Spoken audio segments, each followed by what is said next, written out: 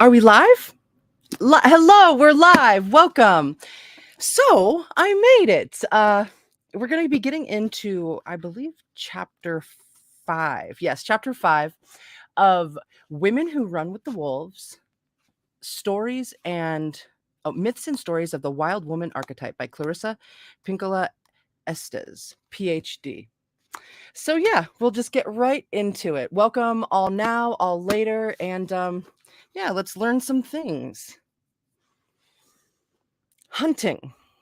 When the heart is a lonely hunter. Skeleton woman, facing the life, death, life nature of love. Wolves are good at relationships. Anyone who has observed wolves see how deeply they bond. Mates are most often for life. Even though they clash, even though there is dissension, their bonds carry them over and through harsh winters, plentiful springs, long walks, new offspring, old predators, tribal dances, and group signs, or sings even, group sings. The relational needs of humans are no different. Dude, glasses. Hey, welcome. Welcome in, y'alls. Hey, Cool Gamer. Hey, Delaney. Genevieve. Auga. Okay. See, everything's 2.5 times bigger now. Oh, son of a gun. I'm still sweating from my workout right now, but I made it, man. Oh, see, look at my glasses are steaming up. Oh no. Okay, we got this. I just got to keep them a little further down my nose.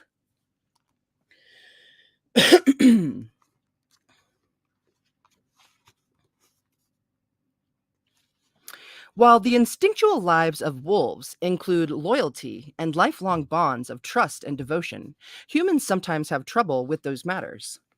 If we were to use archetypal terms to describe what determines the strong bonds among wolves, we might surmise that the integrity of their relationships is derived from their synchronization with the ancient pattern of all nature, what I call the life, death, life cycle. And actually, I'll just flash this up on the screen because I read this all throughout the book so far, this life, death, life cycle, and it's like life slash death slash life. So I'll just show you what it looks like even. It says it right there, right under skeleton woman. All right. The life, death, life nature is a cycle of animation, development, decline, and death that is always followed by reanimation. This cycle affects all physical life and all facets of psychological life.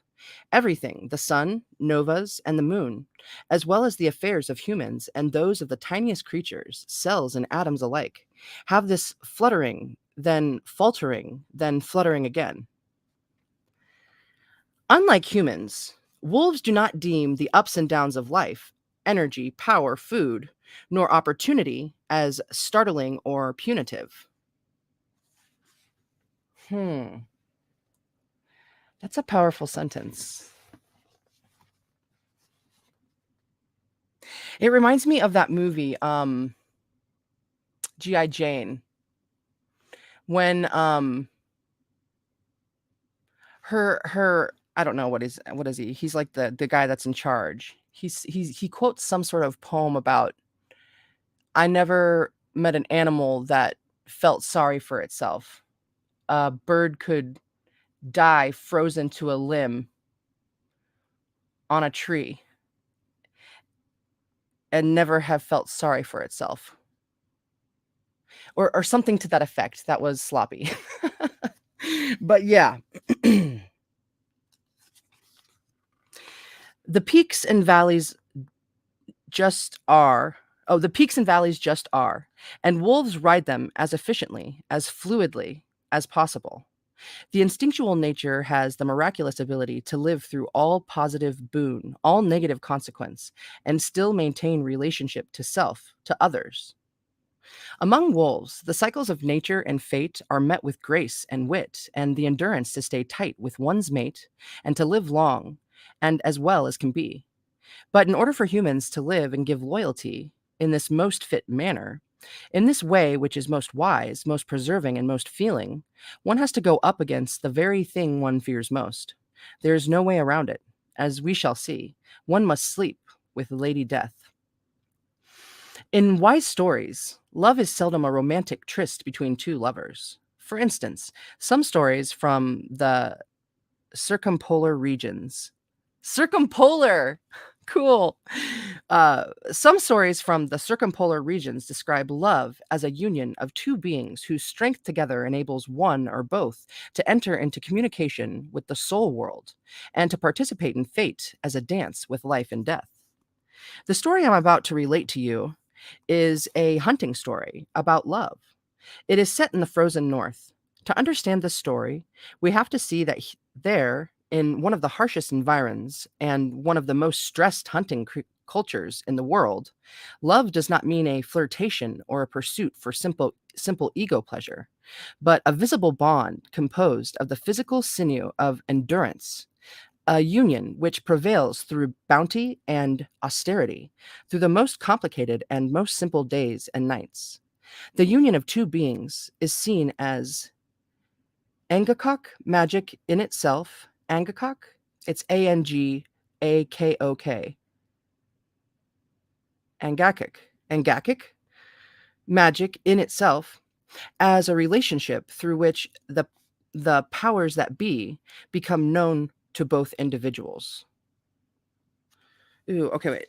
I gotta read that last sentence again. The union of two beings is seen as Angakok magic in itself as a relationship through which the powers that be become known to both individuals.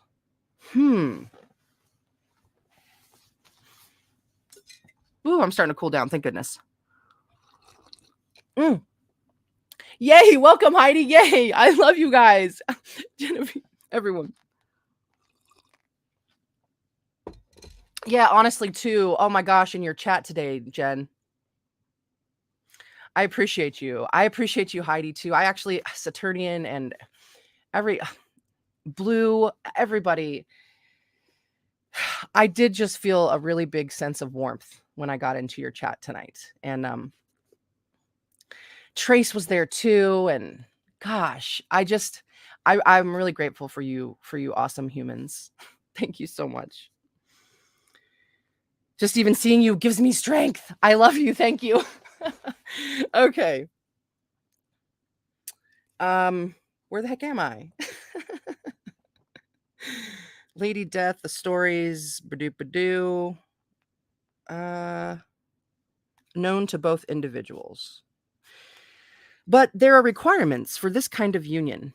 In order to create this enduring love, one invites a third partner to the union. The third partner I call Skeleton Woman. She could also be called Lady Death, and as such, she is another life figure in one of its many guises. In this form, Lady Death is not a disease, but a deity. She's like Kali. In a relationship, she has the role of the oracle who knows when it is time for cycles to begin and end. As such, she is the wildish aspect of relationship, the one of whom men are most terrified, and sometimes women also, for when faith in the transformative has been lost, the natural cycles of increase in attraction are feared as well. Dude. Right? I'm so glad that I can go back and listen to this because there's so much to think about. I have to push forward. Saturnian! Yay! Welcome, man! Awesome! You miss nothing. You're here. It's wonderful. To create enduring love, Skeleton Woman must be admitted to the relationship and be embraced by both lovers. Here, in an old Inuit setting, and amplified into an original literary story from a short 5-line spoken poem given me by Mary Yukalat, is the Skeleton Woman. Here, too, are the psychic stages for mastery of her embrace. Let us peer at the images which rise from the smoke of this tale. Dude, Clarissa Pinkola, she's such a good storyteller. Okay. Zulu, welcome in, man. Hey, also too, I'm so proud of you, Zulu. You're doing so well. I mean, like you're making the moves. I see your updates every once in a while. Way to go. Um, so yeah, skeleton woman. She had done something of which her father disapproved, although no one any longer remembered what it was. But her father had dragged her to the cliffs and thrown her over and into the sea. There the fish ate her flesh away and plucked out her eyes. As she lay under the sea, her skeleton turned over and over in the currents. One day, a fisherman came fishing. Well, in truth, many came to this bay once. But the fisherman had drifted far from his home place and did not know that the local fishermen stayed away, saying this inlet was haunted. The fisherman's hook drifted down through the water and caught, of all places, in the bones of Skeleton Woman's rib cage. The fisherman thought, "Oh, now I've really got a big one. Now I really have one." In his mind, he was thinking of how many people this great fish would feed, how long it would last, how long he might be free from the chore of hunting. And as he struggled with this great weight on the end of the hook, the sea was stirred to a thrashing froth, and his kayak bucked and shook, for she who was beneath struggled to disentangle herself. And the more she struggled, the more she tangled in the line. No matter what she did, she was inexorably dragged upward, tugged up by the bones of her own ribs. The hunter had turned to scoop up his net, so he did not see her bald head rise above the waves. He did not see the little coral creatures glinting in the orbs of her skull. He did not see the crustaceans on her old ivory teeth. When he turned back with his net, her entire body, such as it was, had come to the surface and was hanging from the tip of his kayak by her long front teeth. Ooh. Okay. Arg! Cried the man, and his heart fell into his knees, his eyes hidden terror on the back of his head, and his ears blazed bright red. Arg! He screamed, and knocked her off the prow with his oar and began paddling like a demon towards shoreline. And not realizing she was tangled on his line, he was frightened all the more, for she appeared to stand upon her toes while chasing him all the way to shore. No matter which way he zigged his kayak, she stayed right behind, and her breath rolled over the water in clouds of steam, and her arms flailed out as though to snatch him down into the depths. Arg! He wailed. I wonder, he probably sounds just like that. As he ran aground. In one leap, he was out of his kayak, clutching his fishing stick and running, and the coral white corpse of Skeleton Woman, still snagged in the fishing line, bumpity bumped behind right after him. Over the rocks he ran, and she followed. Over the frozen tundra he ran, and she kept right up. Over the meat laid out to dry he ran, cracking it to pieces in his mucklucks as his mucklucks bore down. Eee. Dude, the cops go nuts in this town. I think there's like a bunch of young men. Most of them are pretty handsome, even.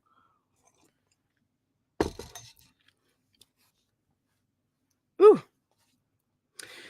Throughout it all, she kept right up, in fact, grabbing some of the frozen fish as she was dragged behind.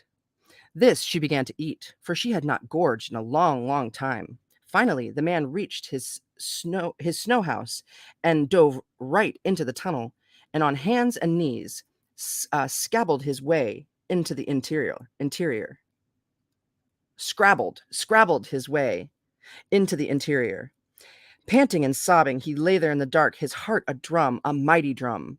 Safe at last. Oh, so safe. Yes, safe. Thank the gods. Raven, yes. Thank Raven, yes. And all bountiful Sedna, safe at last. Imagine when he lit his whale oil lamp, there it, lay in a tumble upon his snow floor, one heel over her shoulder, one knee inside her rib cage, one foot over her elbow. He could not say later what it was. Perhaps the firelight softened her features, or the fact that he was a lonely man. but a feeling of some kindness came into his breathing, and slowly he reached out his grimy hands and using words softly like a monster to a child. Oh, not a monster at all. Using words softly like a mother to a child, began to untangle her from the fishing line. Oh, na na na. First, he untangled the toes, then the ankles. Oh, na na na. On and on he worked into the night, until dressing her in furs to keep her warm, Skeleton Woman's bones were all in the order a human's should be. That's a lot of bones. He felt into his leather cuffs for his flint, and used some of his hair to light a little more fire. He gazed at her from time to time as he oiled the precious wood of his fishing stick and rewound the gut line. And she in the furs uttered not a word. She did not dare, lest this hunter take her out and throw her down to the rocks and break her bones to pieces utterly. The man became drowsy, slid under his sleeping skins, and soon was dreaming. And sometimes, as humans sleep, a tear escapes from the dreamer's eye. We never know what sort of dream causes this, but we know it is either a dream of sadness or longing. And this is what happened to the man. The skeleton woman saw the tear glisten in the firelight, and she became suddenly so thirsty. She tinkled and clanked, and crawled over to the sleeping man and put her mouth to his tear. The single tear was like a river, and she drank and drank and drank until her many years long thirst was slaked. Then, while lying beside him, she reached inside the sleeping man and took out his heart, the mighty drum. She sat up and banged on both sides of it. Bom, bom, bom, bom. As she drummed, she began to sing out, flesh, flesh, flesh, flesh, flesh, flesh. And the more she sang, the more her body filled out with flesh. She sang for hair and good eyes and nice fat hands. She sang the divide between her legs and breasts long enough to wrap for warmth and all the things a woman needs. And then she was done, and also sang the sleeping man's clothes off and crept into his bed with him, skin against skin. She returned the great drum, his heart, to his body. And that is how they awakened, wrapped one around the other, tangled from their night together, in another way now, a good and lasting way. The people who cannot remember how she came to her first ill fortune say she and the fisherman went away and were consistently well fed by the creatures she had known in her life underwater. The people say that it is true, and that is all they know. Wow. Wow.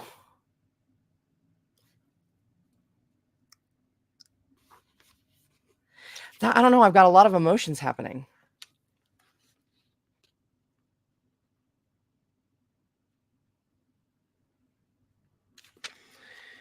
Okay. Let's get into some interpretation here.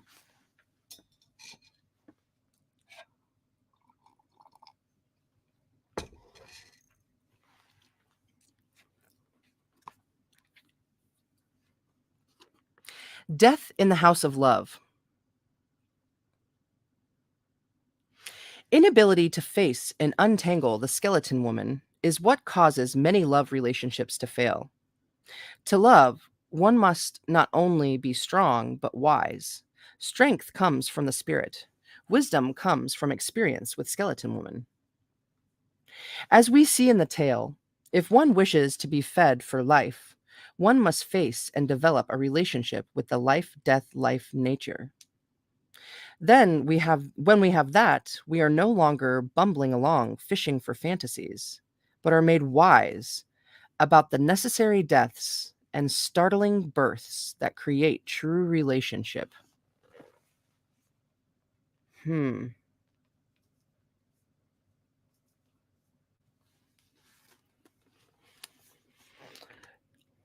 When we face Skeleton Woman, we learn that passion is not something to go get, but rather something generated in cycles and given out. It is Skeleton Woman who demonstrates that a shared living together through all increase and decrease, through all endings and beginnings, is what creates an unparalleled devotional love. This story is an apt metaphor for the problem of modern love, the fear of the life nature, the death aspect in particular. In much of Western culture, the original character of the death nature has been covered over by various dogmas and doctrines until it is split off from its other half, life. We have erroneously been trained to accept a broken form of one of the most profound and basic aspects of the wild nature. We have been taught that death is always followed by more death. It is simply not so. Death is always in the process of incubating new life, even when one's existence has been cut down to the bones. Rather than seeing the archetypes of death and life as opposites, they must be held together as the left and right side of a single thought. Duality. It is true that within a single love relationship, there are many endings. Yet, somehow and somewhere, in the delicate layers of the being that is created when two people love one another, there is both a heart and breath. While one side of the heart empties, the other fills. When one breath runs out, another begins. Ooh, makes me feel so good to be breathing.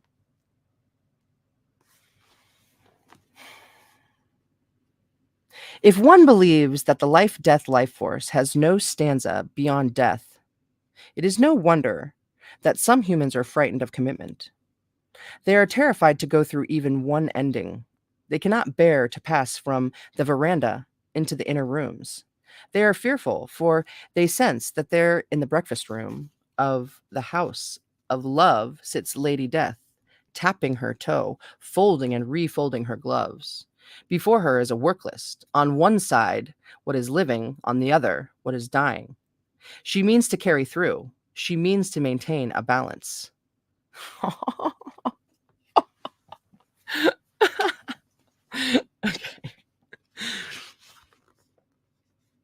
The archetype of the life force is grossly misunderstood throughout many modern cultures. Some no longer understand that Lady Death represents an essential creation pattern. Through her through her loving ministrations, life is renewed. In many folklores, the female figures of death often receive much sensational press. She carries a scythe and harvests the unsuspecting. She kisses her victims and leaves their corpses scattered behind her. Or she drowns people and then wails long into the night. But in other cultures, such as East Indian and Mayan, which have preserved teachings about the wheel of life and death, Lady Death enfolds the already dying, easing their pain, giving them comfort. In curanderisma, wait, it's like curandero, son of a gun, and curandero and cure, oh no, in curanderisma, she is said to burn the baby in the womb to the head first position so it can be born. Oh, dude, I'm so sorry. I was very confused myself. She said to turn. She is said to turn the baby in the womb to the head first position so it can be born. She is said to guide the hands of the midwife to open the pathways of the mother's milk in the breasts, as well as to comfort anyone who weeps alone. Rather than vilifying her, those who know her in full cycle respect her largesse and her lessons. Largesse, is that, I don't know what that means. Okay, I'm gonna look it up, and I see where I am. Okay, Largess. Respect her. Am I saying it right? Largess. Largess.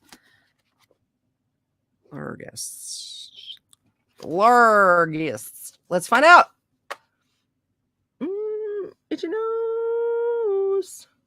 Okay. Largess. Generosity in bestowing money or gifts upon others. Hey, I said play. Oh, it's still loading. Largesse. Largesse.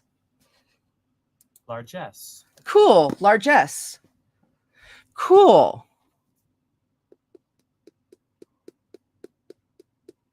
There's so many words. Okay. Generosity in bestowing money or gifts upon others. Largesse. Cool. And they on the Google, they spell it with an E on the end of it.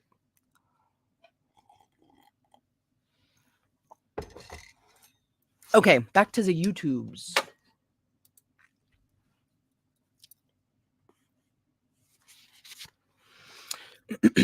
Archetypally, the life nature is a basic component of the instinctive nature.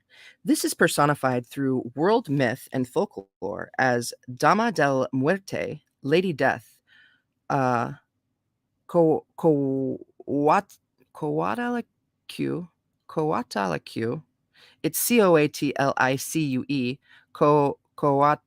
Coatlicue, Coatlicue, Hell, Burchata, Kunan Baba Yaga, Lady in White, Compassionate Nightshade, and as a group of women called by the Greeks, Graye, the Grey Ladies. Cool. It's spelled Graeae, Graye. From the Banshee in her carriage made of night cloud,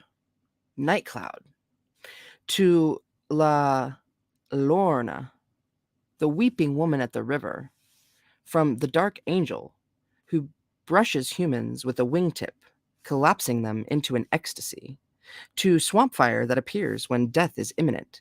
Stories are filled with these remnants of the old creation goddess personifications. Ooh, I love that. I love that whole paragraph. Even though it was, like a little hard to say out loud. Much of our knowledge of the life nature is contaminated by our fear of death. Therefore, our abilities to move with the cycles of this nature are quite frail. These forces do not do something to us. They are not thieves who rob us of the things we cherish. The nature is not a hit and run driver who smashes what we value. No. The life forces are part of our own nature, part of an inner authority that knows the steps, knows the dance of life and death. It is composed of the aspects of ourselves who know when something can, should, and must be born, and when it must die. It is a deep teacher, if we can only learn its tempo. The flow. Rosario Castellanos, the Mexican mystic and ecstatic poet, writes about surrender to the forces that govern life and death. Dadme la muerte que me falta, which means give me the death I need. Dadme la muerte que me falta. It's Mexican. Cool. Okay. Poets understand that there is nothing of value without death. Without death, there are no lessons. Without death, there is no dark for the diamond to shine from. While those who are initiated are unafraid of Lady Death, the culture often encourages that we throw skeleton woman over the cliffs. Not for only is she fearsome, it takes too long to learn her ways. A soulless world encourages faster, quicker, thrashing about to find the one filament that seems to be the one that will burn forever and right now. However, the miracle we are seeking takes time. Time to find it, time to bring it to life. The modern search for a perpetual motion machine rivals the search for a perpetual love machine. It is not surprising that people trying to love become confused and harried, as in the story The Red Shoes, and dance a mad dance, unable to stop the frantic jig and whirl right past the things they, in their deepest hearts, cherish most. Yet there is another way, a better way, which takes into account human foibles, fears, and quirks. And as so often happens in the cycles of individuation, most of us just stumble over it. The first phases of love, the accidental finding of treasure. Like it.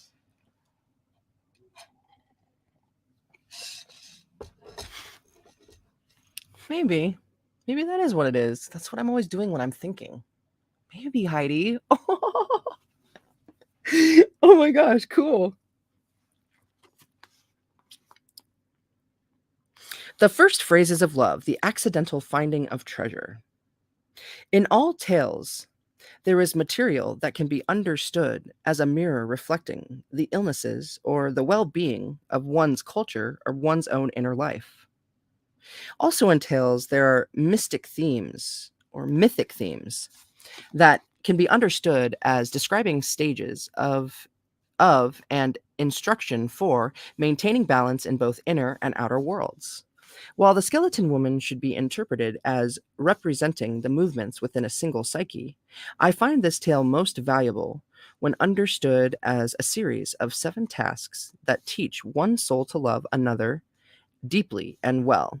These are discovering another person as a kind of spiritual treasure, even though one may not at first realize what one has found.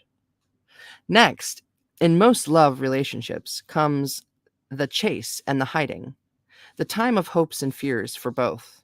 Then comes the untangling and understanding of the life, death, life aspects of the relationship and the development of compassion for the task. Next come the relaxing into trust, the ability to rest in the presence of goodwill of the other. And after that, a time of sharing both future dreams and past sadness, these being the beginning of healing archaic wounds with regard to love. Then, the use of the heart to sing up new life, and finally, the intermingling of body and soul.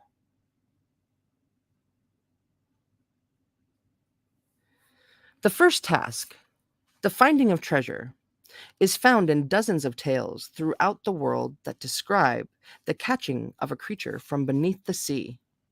When this occurs in the narrative, we always know that a big struggle will soon take place between what lives in the topside world and what lives or has been repressed into the underworld.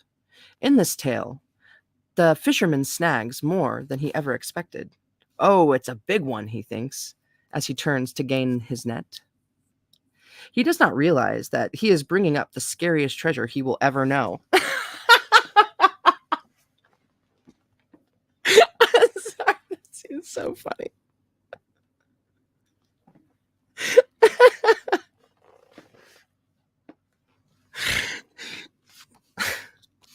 That he's bringing up more than he can handle just yet. He can yet handle. He does not know that he will have to come to terms with it, that he is about to have all his powers tested, and worse, he does not know that he does not know. That is the state of all lovers at the beginning. They are blind as bats. Humans do not know any better, have the proclivity to approach love the same way the fisherman in the story approaches the hunt. Ah, I hope I get a big one that will feed me for a long time to come, one that will excite me, make my life easier, one I can brag about to all the other hunters back home. This is the natural progression of the naive or famished hunter. The very young, the uninitiated, the hungry, and the wounded have values that revolve around the finding and the winning of trophies. The very young truly do not know what they are seeking yet. The hungry seek sustenance, and the wounded seek consolation for previous losses. Yet all will have treasure happen upon them.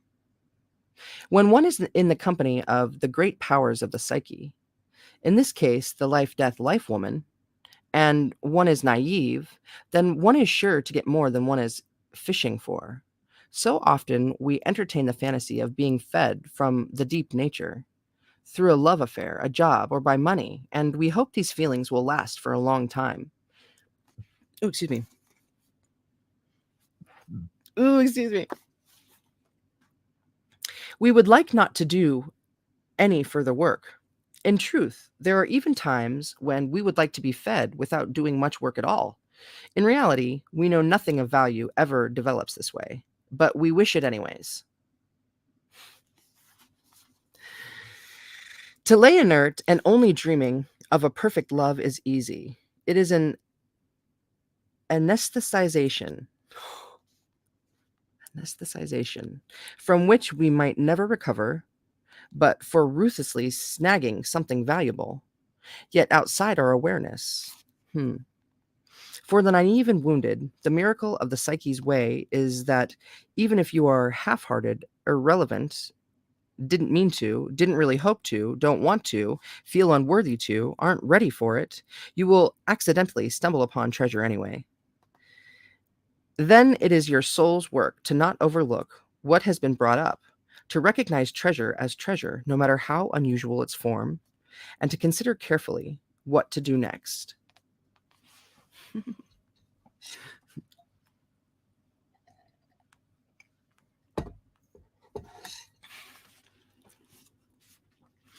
The fisherman motif shares some archetypal symbolism with that of the hunter, and these two represent, among many things, the psychological elements of humans that seek to know, that strive to nourish self through merging with the instinctual nature. In stories, as in life, the hunter and fisherman begin their quest in one of three ways: in a sacred or mean spirited or bumbling manner. In Skeleton Woman's story, we can see that the fisherman is a little on the bumbling side. He is not mean spirited, but he does not exactly have sacred attitude or intention either. Sometimes lovers begin this way too. At the beginning of a relationship, they're only fishing for a little excitement or a little help me make it through the night antidepressant. Without realizing it, they unwittingly enter a part of their own and the other person's psyches in which Skeleton Woman resides. While their egos may be fishing for fun, this physical space is sacred ground for Skeleton Woman. If we troll these waters, we are guaranteed to hook her for certain. While their egos might be fishing for fun, this physical space is sacred ground. No, it's, yeah, wait, no, it's psychical. This psychical, Psychical, psychical. This psychical space is sacred ground for Skeleton Woman. If we troll these waters, we are guaranteed to hook her for certain. The fisherman thinks he is pursuing simple nourishment and nurture, when in fact, he is bringing up the entire elemental feminine nature, the neglected life, death, life nature. It cannot be overlooked. For whatever new life begins, the Death Queen shows up. And when this occurs, at least for the moment, people pay rapt and fearful attention. In the opening motif, that of a woman lying under the ocean, Skeleton Woman is similar to Sedna, a life, death, life figure from Inuit mythology. Sedna is the great deformed creation goddess who lives in the Inuit underworld. Sedna's father threw her over the edge of his kayak, for unlike other dutiful daughters of the tribe, she had run off with a dogman. Like the father in the fairy tale, the headless maiden, Sedna's father chopped off her hands. Her fingers and limbs sank to the bottom of the sea, where they became fish and seals and other life forms that sustained the Inuit river or the Inuit ever after. Wow. What was left of Sedna sank to the bottom of the sea. There she became all bones and long, long hair. In the Inuit rite, earthbound shamans swim down to her, bringing peace food to quiet her snarling dog husband and guardian. The shamans comb her long, long hair while singing to her, begging her to heal the soul or body of a person above, for she is the great Angakok magician. She is the great northern gate of life and death. Well, I gotta learn how to say that word. I gotta know how it sounds. And it's like okay. I see where I am. Angakok. Anga. Anga. Large S. Large S. Anga. Anga. What's the word? Okay. Boop, boop, boop. Boom. Dang, right? Definite. Okay. I have to say pronunciation. Doop-a-doo.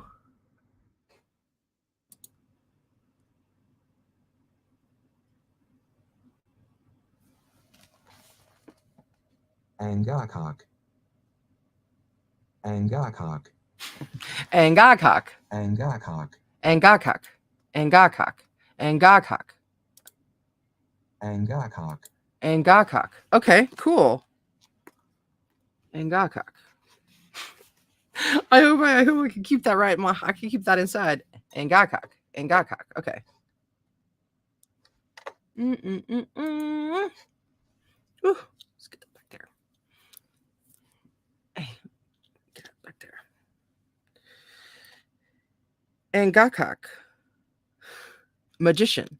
She is the great northern gate of life and death. Skeleton woman, who spent an eon lying under the water, can also be understood as a woman's unused and misused life force. In her vital and resurrected form, she governs the intuitive and emotive abilities to complete the life cycles of birthings and endings, grievings and celebrations. She is the one who peers at things. She can tell when it is time for a place, a thing, an act, a group, or a relationship to die. This gift, this psychological sensitivity, awaits those who would lift her to consciousness through the act of loving another. A part of every woman and every man resists knowing that in all love relationships, death must have her share. We pretend we can love without our illusions about love dying, pretend we can go on without our superficial expectations dying. Pretend we can progress and that our favorite flushes and rushes will never die. But in love, psychically, everything becomes picked apart. Everything. The ego does not want it to be so, yet it is how it is meant to be. And the person of a deep and wildish nature is undeniably drawn to the task.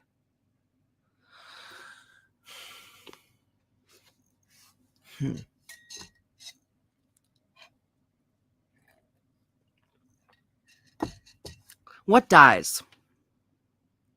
Illusion dies. Expectations die. Greed for having it all, for wanting to have all the beautiful only. All this dies.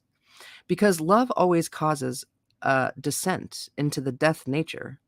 We can see why it takes abundant self-power and soulfulness to make that commitment.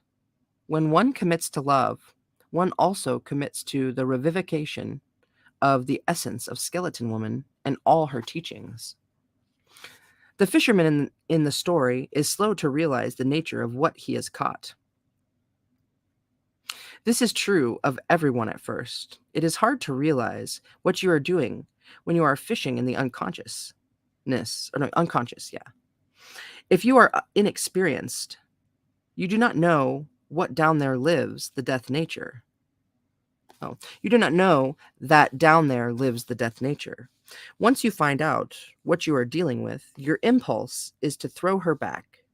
We become like the mythical fathers who throw their wild daughters out of the kayak and into the sea. We know that relationships sometimes falter when they move from the anticipatory stage to the stage of facing what is really on the end of one's hook. This is as true of the relationship between a mother and her 18-month-old child as it is between parents and their teenager, as between friends, as that between lovers of a lifetime or of just a little time. The relationship begun in all goodwill flaps and sways, and sometimes staggers, when the sweetheart stage is over. Then, instead of enacting a fantasy, the more challenging relationship begins in earnest, and all one's craft and wisdom must be called into action. The skeleton woman who lies under the water represents an inert form of deep instinctual life, which knows by heart and creating of life the creating of death. If lovers insist on a life of forced gaiety, perpetual pleasuramas, and other forms of deadening intensity, if they insist on sexual donner and blitz, thunder and lightning all the time, or a torrent of the delectable and no strife at all, there goes the life, death, life, nature right over the cliff, drowned in the sea again. Refusing to allow all the cycles of life and death in the love relationships causes the skeleton woman nature to be ripped from her psychic lodgings and drowned. Then the love relationship takes on a strained, let us never be sad, let us always have fun, face to be maintained at all costs. The soul of the relationship sinks out of sight, set to drift underwater, senseless and useless.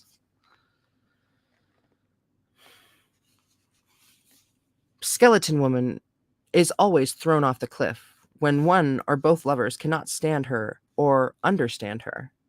She is thrown over the cliff when we misapprehend the use of transformative cycles, when things must die and be replaced by others.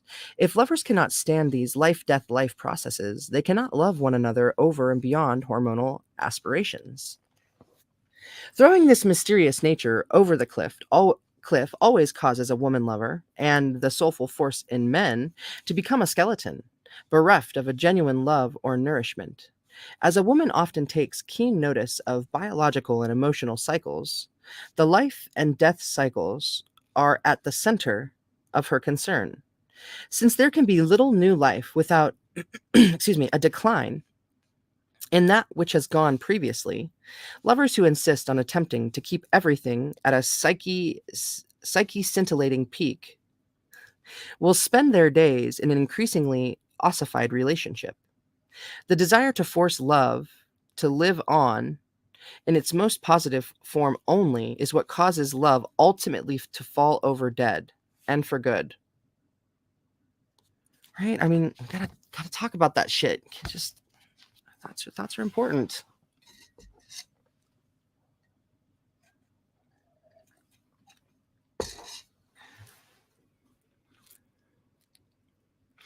The fisherman's challenge is to face Lady Death, her embrace, and her life and death cycles. Unlike other tales in which an underwater creature is captured but then released, thereby granting the fisherman a wish in gratitude, Lady Death is not letting go. Lady Death is not graciously granting any wishes. She surfaces, like it or not, for without her there, for without her, there can be no real knowledge of life, and without that knowing, there can be no fealty, no real love or devotion. Love costs. It costs bravery. It costs going the distance, as we shall see. I see a phenomenon time and again in lovers, regardless of gender. It goes something like this. Two people begin a dance to see if they would care to love one another. Suddenly, skeleton woman is accidentally hooked. Something in the relationship begins diminishing and slides into entropy. Often the painful pleasure of sexual excitement is abating, or one sees the other's frail, injured underside, or sees the other as not quite trophy material. And that's when the bald and yellow-toothed old girl rises to the surface.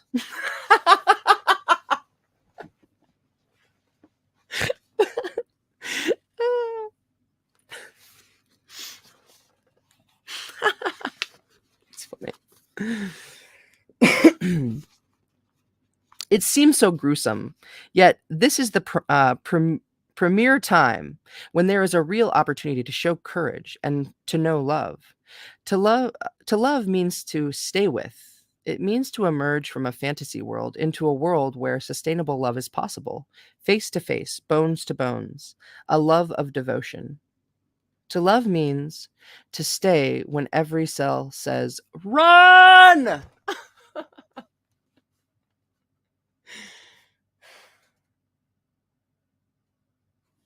dude. What? I don't know. Okay.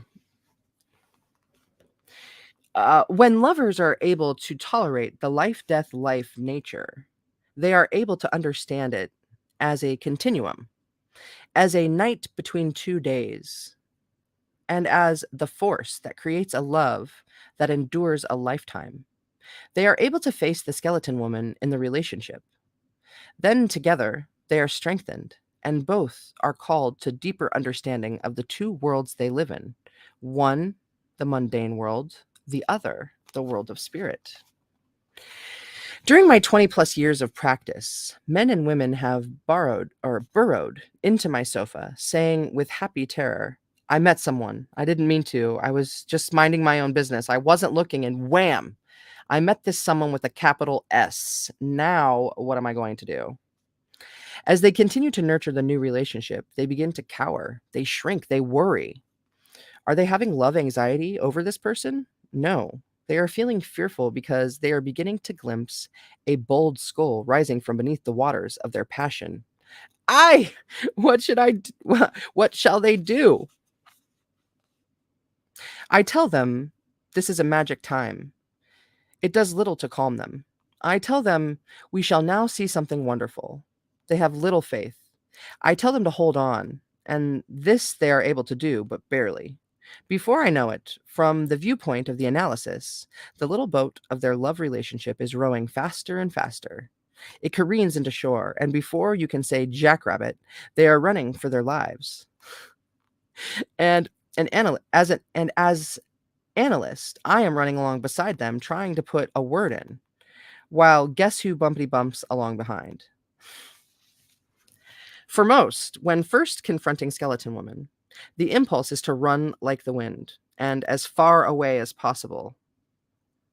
I guess it's good that it makes me laugh instead of cry. Oh, shit. Okay. Even running is part of the process. It is only human to do so, but not for long and not forever. The chase and the hiding. The death nature has an odd habit of surfacing in love affairs just at the time we feel we have won over a lover, just as we feel we have landed a big fish. That's when the life, death, life nature surfaces and scares everyone sideways. That is when more contortions go on about why love cannot, will not, should not work for either party concerned. That is where all the diving into the burrow is done. It is an effort to become invisible. Invisible to the lover? No. Invisible to the skeleton woman. That is what all the running and hiding is about. But as we see, there is nowhere to hide. Rational psyche goes fishing for something deep and not only lands it, but is so shocked it can barely stand it. Lovers have a sense of something is chasing. Son of a gun. Lovers have a sense that something is chasing them. Sometimes they think it is the other who is doing the chasing. In reality, it is Skeleton Woman. At first, when we learn to truly love, we misunderstand many things. We think the other is chasing us, when in fact, our intention to relate to another human being in a special way is what hooks Skeleton Woman, so she cannot escape from us. Whenever love is nascent, the life death life force will always surface. Always. Hmm.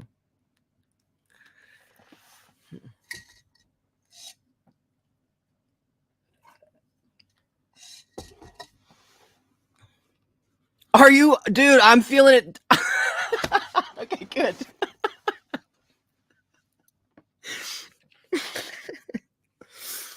Good. Okay.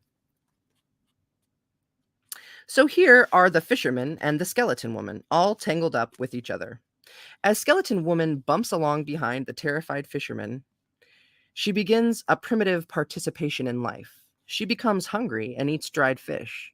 Later, as she comes even more to life, she will quench her thirst with the fisherman's tear. We will see this odd phenomena in all love affairs. The faster he runs, the more she picks up speed. When one or the other lover attempts to run from the relationship is paradoxically invested with more life. Oh my God. This shit is never ending.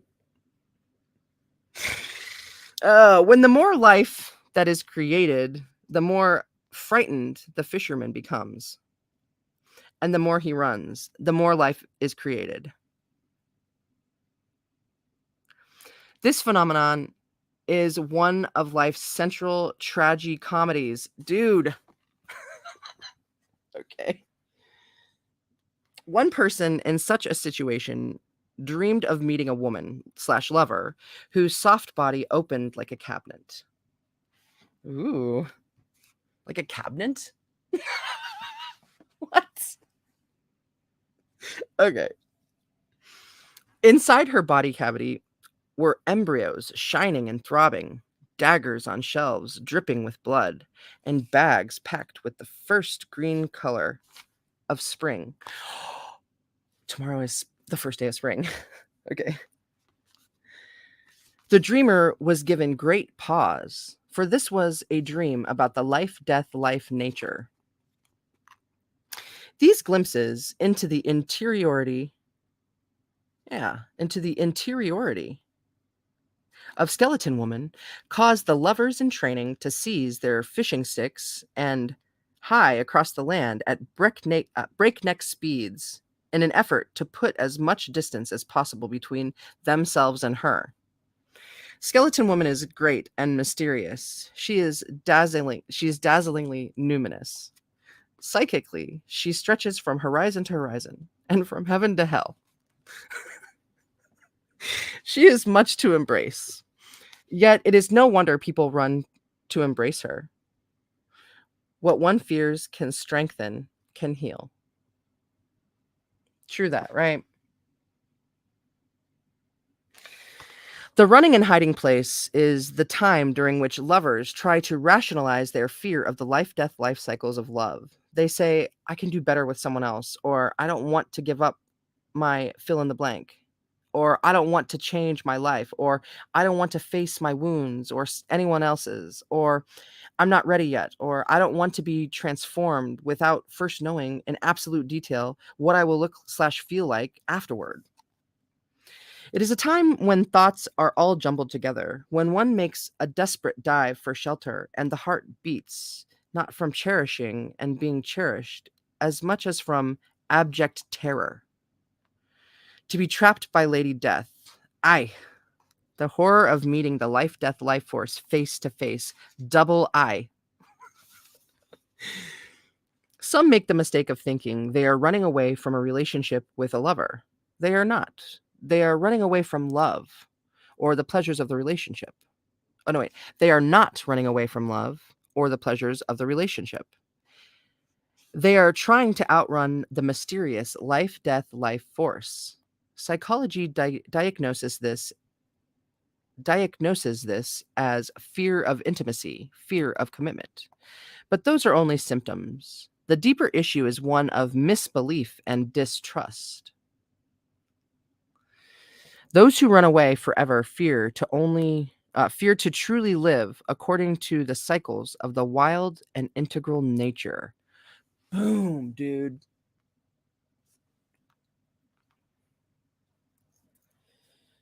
Hmm.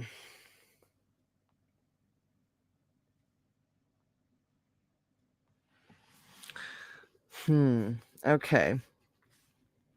So here, the death woman chases the man across water, across the boundary of the unconscious to the conscious landmass of the mind.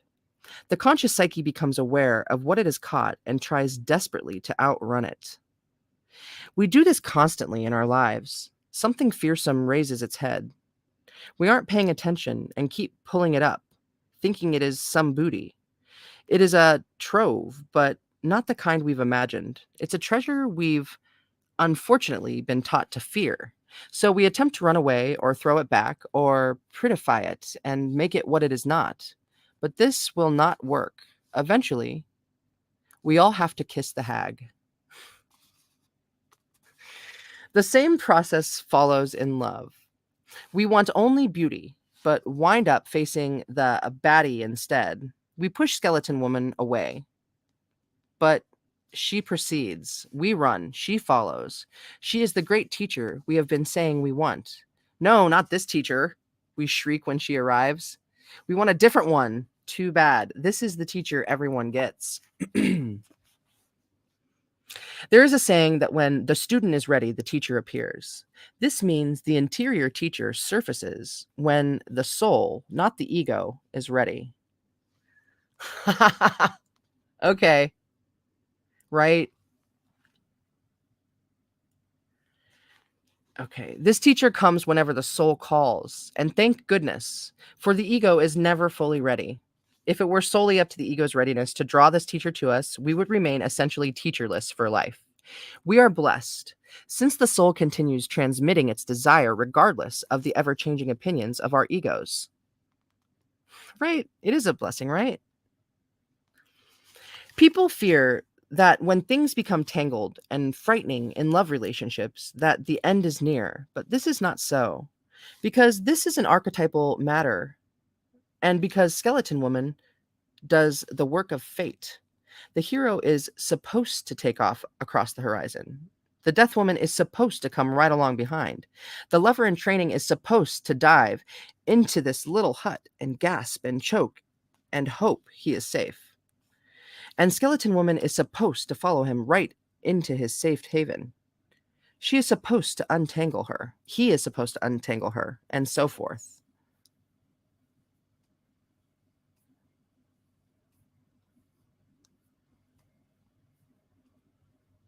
Yeah, but like, for how long do you do that? I mean, really.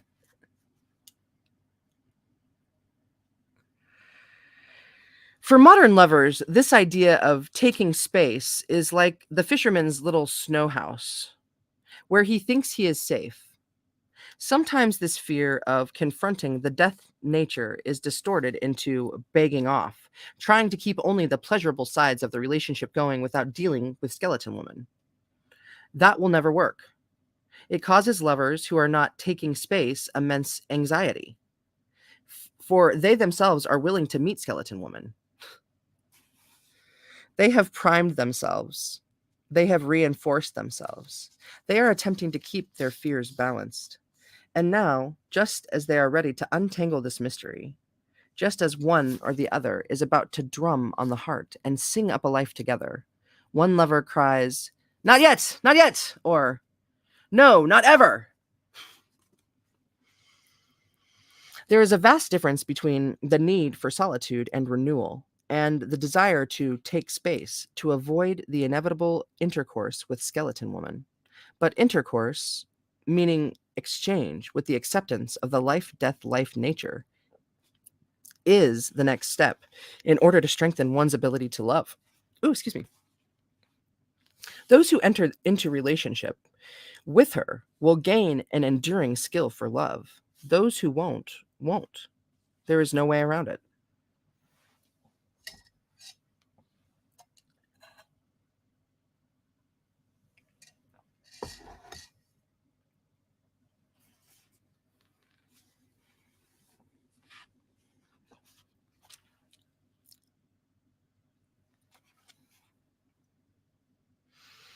All the not readies, all the I need times are understandable, but only for a short while. The truth is that there is never a completely ready.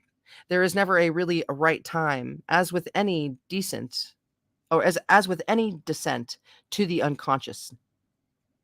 To the unconscious, yeah. There comes a time when one simply hopes for the best, pinches one's nose, and jumps into the abyss. If this were not so, we would not have needed to create the words heroine, hero, or courage. The work of learning the life, death, life nature has to be done. Put off, skeleton woman sinks beneath the water, but will rise again and again to give chase again and again. It is her work to do this. It is our work to learn. If one wishes to love, there is no getting around it. The work of embracing her is a task. Without a task that challenges, there can be no transformation. Without a task, there is no real sense of satisfaction. To love pleasure takes little. To love truly takes a hero who can manage his own fear. Granted, many, many people come to this escape and hide stage. Some, unfortunately, arrive here over and over again. The entrance to this burrow is rutted with all the scrambling. But those who care to love emulate the fishermen. They strive to light the fire and face the life, death, life nature. They contemplate what they fear, and paradoxically, respond with both conviction and wonder. I wonder how much more we got on this one. How are we doing on time? Just 1 hour? We're doing fine. I think this is like a longer one. Yeah. 76? Okay. Yeah. Okay, another sip here, and then we're going to do Untangling the Skeleton.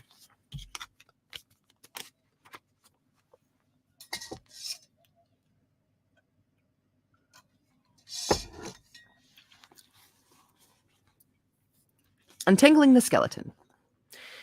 The Skeleton Woman tale contains a suitor test theme. In a suitor test, lovers must prove their rightful intentions and powers.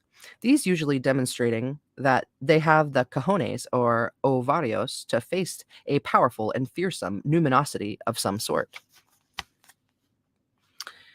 Though here we call it the life, death, life nature, others might call it an aspect of the self or the spirit of love. Yet others might say God or gracia, gracia, gracia, gracia, a spirit of energy, or any number of appellations. The fisherman shows his rightful intent, his powers, and his increasing involvement with Skeleton Woman by untangling her. He looks at her all bent this way and that, and he sees in her a glimmer of something. He knows not what. He had run from her, panting and sobbing. Now he thinks to touch her. She is touching his heart in some way just by being. When we comprehend the loneliness of the life, death, life nature within the psyche, that one who thought no fault of her own is constantly thrown away, then perhaps we too can be touched by her travail. If it is love we are making, even though we are apprehensive or frightened, we are willing to untangle the bones of the death nature. We are willing to see how it all goes together. We are willing to touch the not beautiful in another and in ourselves. Behind this challenge is a cunning test from the self. It is found even more clearly in tales where the beautiful appears ugly in order to test someone's character. In the tale Diamonds, Rubies, and Pearls, a good but reviled stepdaughter draws water for a wealthy stranger and is rewarded by having diamonds, rubies, and pearls spill from her mouth when she speaks. The stepmother orders her own lazy daughters to stand at the same well and wait upon a wealthy stranger. But this time a stranger in rags approaches. When she begs for a dipper of water, the evil daughters haughtily refuse. The stranger rewards them by causing snakes, toads, and lizards to fall from their mouths ever after. Ew, that sucks. In fairy tale justice, as in the deep psyche, kindness to that which seems less is rewarded by good, and refusal to do good for one who is not beautiful is reviled and punished. It is the same in the great feeling state, such as love. When we enlarge or extend ourselves to touch the not beautiful, we are rewarded. If we spurn the not beautiful, we are severed from real life and left out in the cold. For some, it is easier to think higher, more beautiful thoughts and to touch those things that positively transcend us than to touch, help, and assist the not so positive. Even more so, as the story illustrates, it is easy to turn away the not beautiful and feel falsely righteous about it. This is the love problem of dealing with Skeleton Woman. What is the not beautiful? Our own secret hunger to be loved is the not beautiful. Our disuse and misuse of love is the not beautiful. Our dereliction in loyalty and devotion is unlovely. Our sense of soul separateness is homely. Our psychological warts, inadequacies, misunderstandings, and infantile fantasies are the not beautiful. Accordingly, the life death life nature, which births, destroys, incubates, and births again, is considered by our cultures the not beautiful.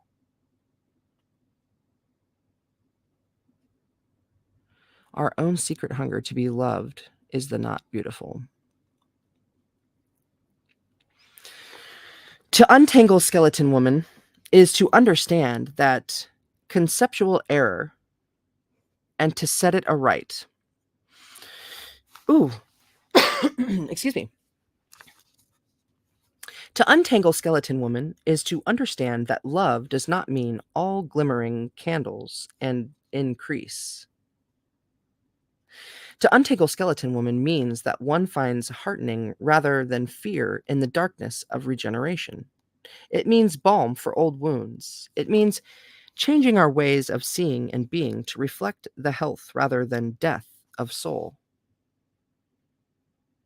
To love, we touch the basic and not so lovely bony woman, untangling the sense of this nature for ourselves, bringing her back to order, letting her live again. It is not enough to haul the unconscious to the surface, not even enough to accidentally drag her home. It stops the progression of love to be afeared or disdainful of her for very long. Untangling the mystery of the Skeleton Woman begins to break the spell, that is, the fear that one will be consumed, made dead forever. Archetypally, to untangle something requires a descent, the following of a labyrinth down into the underworld or to the place where matters are revealed in entirely new ways.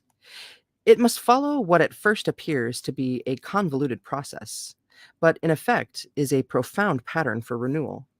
In fairy tales, to loosen the girdle, undo the knot, untie and untangle means to begin to understand something previously closed to us, to understand its applications and uses, to become mage-like and a knowing soul.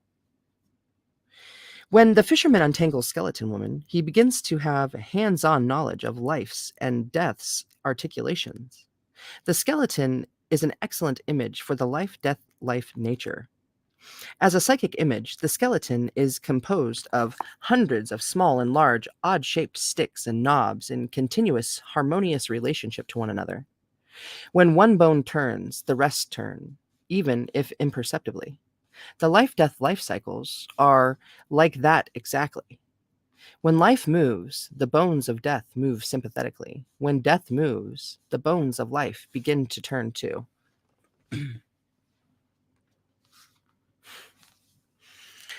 Also, when one tiny bone is out of place, chipped, spurred, subluxed, it hurts the integrity of the whole. When the life death life nature in oneself or in a relationship is suppressed, the same occurs. One's life limps along, catches, hobbles, protects movement. When there is hurt to these structures and cycles, there is always interruption of libido. Love is not possible then. We lie under the water, just bones, drifting back and forth. To untangle this nature means to learn her attenuations, habits, movements. It means to learn the cycles of life and death, to memorize them so to see how they all go together, how they are all a single organism, just as the skeleton is a single organism. Fear is a poor excuse for not doing the work. We are all afraid. It is nothing new. If you are alive, you are fearful. Among the Inuit, Raven is the trickster. In this undeveloped side, he is a creature of appetite. He likes pleasure only, attempts to avoid all uncertainty of the fears that uncertainty brings. He is a good deal cautious and a good deal greedy, both. He is fearful if something does not immediately look fulfilling. He pounces when it does. He likes bright abalone shell, silver beads, endless victuals, gossip, and warm sleeps over the smoke hole. The lover-to-be may be like Raven, who wants a sure thing. Like Raven, the ego is afraid passion will end, and tries to avoid the end of the meal, the end of the fire, the end of the day, and the end to pleasure. Raven, like ego, becomes wily, and always to his detriment, for when he forgets his soul, he loses his power. The ego fears that if we admit the life death life nature into our lives, we will never be happy again. Have we been so very perfectly happy all along, eh? No. But the underdeveloped ego is very simple. Like an unsocialized child, and not particularly a happy-go-lucky child either, rather more like a child who is watching all the time to see which slice is the biggest, which bed the softest, which lover the most handsome.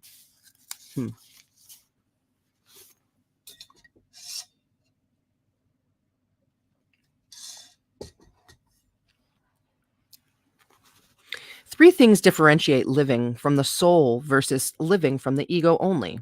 They are the ability to sense and learn new ways, the tenacity, to learn new ways, the tenacity to ride a rough road, and the patience to learn deep love over time.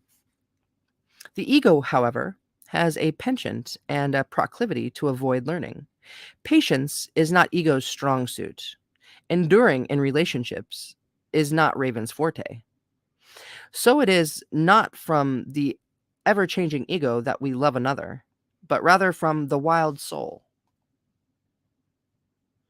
A wild patience, as poet Adrian Rich puts it, is required in order to untangle the bones. To learn the meaning of Lady Death, to have the tenacity to stay with her. It would be a mistake to think that it takes a muscle-bound hero to accomplish this. It does not. It takes a heart that is willing to die and be born and die and be born again and again. The untangling of Skeleton Woman reveals that she is ancient and old beyond discriminate time. It is she, Lady Death, who measures energy versus distance. She who weighs time versus libido. She who has spirit versus survival. She meditates on it, she studies it, she considers, and then she moves to invest it with a spark or two, or a sudden blaze of wildfire, or to tamp it down a bit, bank it down, or put out its life altogether. She knows what is required. She knows when it is time. In untangling her, we acquire the ability to sense what comes next, to better comprehend how all the aspects of nature's psyche interrelate, how we can participate. To untangle her means to gain articulate knowledge of self and other. It means to strengthen our ability to follow the phases, projects, eras of incubation, birthing, and transformations peaceably and with as much grace as we can marshal. So, in this sense, a lover who once was rather artless about love becomes far better at it through having observed this skeleton woman and from having sorted her bones. As one begins to ascertain the patterns of life, death, life, one can anticipate the cycles of the relationship in terms of increase following deficit and attrition following abundance. A person who has untangled skeleton woman knows patience, knows better how to wait. He is not shocked or afraid of spareness. He is not overwhelmed by fruition. He needs to attain to have right now, or his needs to attain to have right now, are transformed into a finer craft of finding all facets of relationship, observing how cycles of relationship work together. He is not afraid to relate to the beauty of fierceness, the beauty of the unknown, the beauty of the not beautiful. And in learning and working at all these, he becomes the quintessential wild lover. How does a man learn these things? How does anyone learn them? Enter into direct dialogue with the life, death, life nature by listening to the inner voice that is not ego. Learn by asking the life, death, life nature direct questions about love and loving, and then listen to her answers. Through all, we learn to not be misled by the nagging voice at the back of the mind that says, "This is silly. I'm just making this all up." We learn to ignore that voice and listen to what is heard beyond that. We learn to follow what we hear. All those things that bring us closer to acute awareness, the love of devotion, and a clear view of the soul. It is good to make a meditative and daily practice of untangling the life, death, life nature over and over again. The fisherman sings a little one-line song over and over to aid the untangling. It is a song to help awareness, to help untangle the skeleton woman nature. We do not know what he is singing. We can only guess. When we are untangling this nature, it would be good for us to sing something like this. What must I give more death to today in order to generate more life? Ooh, I love that question.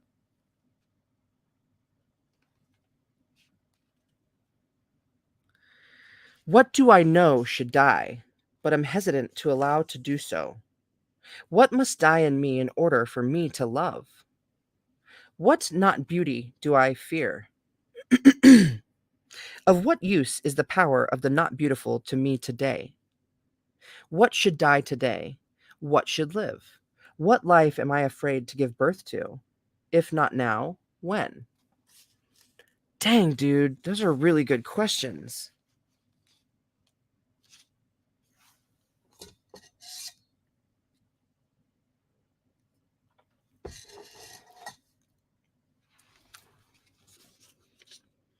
If we sing the song of consciousness till we feel the burn of truth, we throw a burst of fire into the darkness of psyche so we can see what we're doing, what we're truly doing, not what we wish to think we're doing. This is the untangling of one's feelings and the beginning of understanding what love and life are to be lived by the bones. Wait. This is the untangling of one's feelings and the beginning of understanding why love and life are to be lived by the bones. To face Skeleton Woman, one need not take on the role of the solar hero, nor do armed battle, nor risk one's life in the wilderness. One need only care to untangle her. This power in knowing the life, death, life nature awaits lover who go beyond running away, who push beyond the desire to find themselves safe. The ancients who sought this life-death knowledge called it the pearl of giant price. No, that isn't what they called it. They called it the pearl of great price. The inimitable treasure. Holding the threads of these mysteries and untangling them brings a powerful knowing about fate and time. Time for all things, and all things in their own time. Rolling with the rough, gliding on the smooth. There is no knowledge more preserving, more nutritive, more strengthening of love than this. That is what awaits the lover who will sit by the fire with Skeleton Woman, who will contemplate her and allow the feeling for her to rise. It waits for those who will touch her not beauty, and who will untangle her life, death, life nature with tenderness. The sleep of trust. In this stage of relationship, the lover returns to a state of innocence, a state in which he is still awed by the emotional elements, a state in which he is full of wishes, hopes, and dreams. Innocence is different than naivete. There is an old saying in the backwoods I come from: ignorance is not knowing anything and being attracted to the good. Innocence is knowing everything and still being attracted to the good.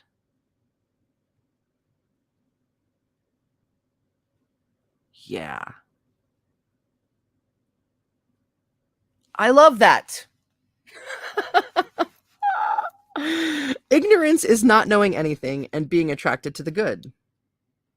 Innocence is knowing everything and still being attracted to the good.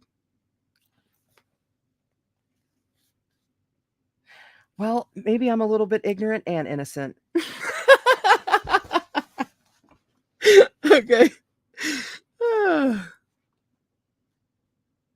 Let us see how far we have come now. The fisherman hunter has brought the life, death, life nature to the surface. He has, outside his will, been pursued by her. But he has also managed to face her.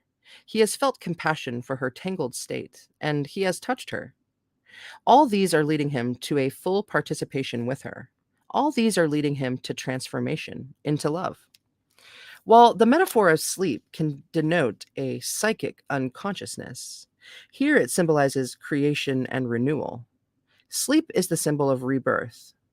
In creation myths, souls go to sleep while a transformation of some duration takes place. For in sleep, we are recreated and renewed. Sleep that knits the raveled sleeve of care. Sleep is sore labor's bath, the balm of hurt minds, great nature's second course, chief nourisher in life's feast. Shakespeare, Macbeth. 2. I, 36. I don't know what it means.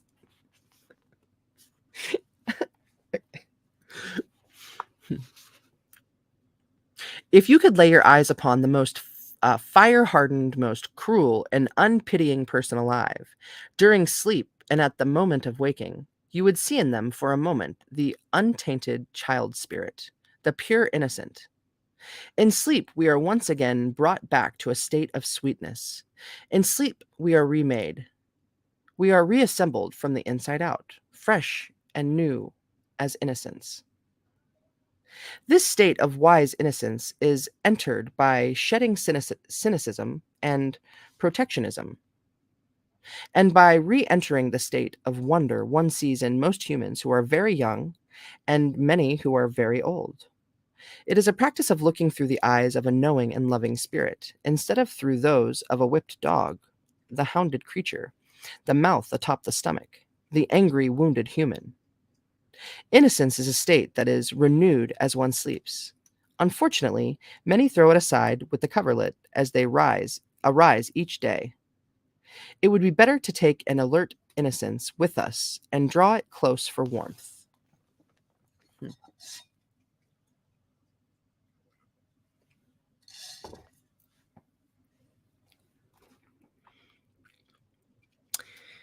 Though an initial return to this state may require scraping away years of jaded viewpoints, decades of callous and carefully constructed bulwarkings, once one has returned, one never has to pry for it, dig for it ever again.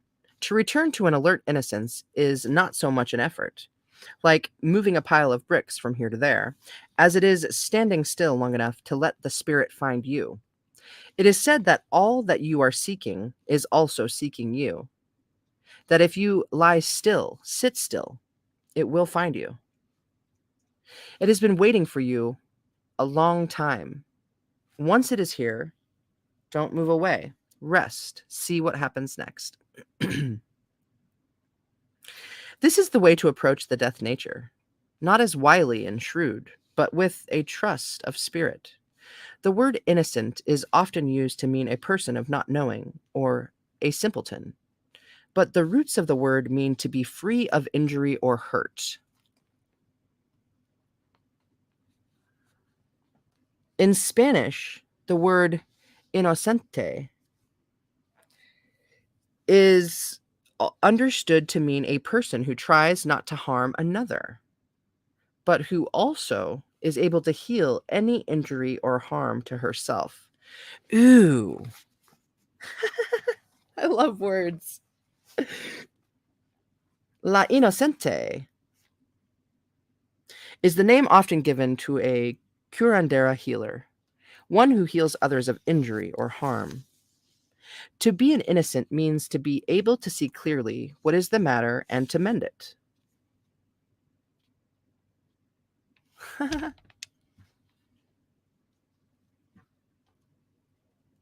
These are the powerful ideas behind innocence.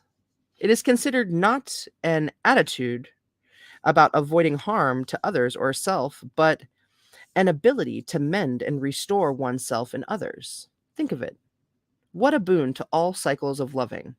Right? It's so cool. By the way of this metaphor of innocent sleep, the fisherman trusts the life nature enough to rest and revivify in her presence. He is entering into a transition that will take him to a deeper understanding, a higher stage of maturity.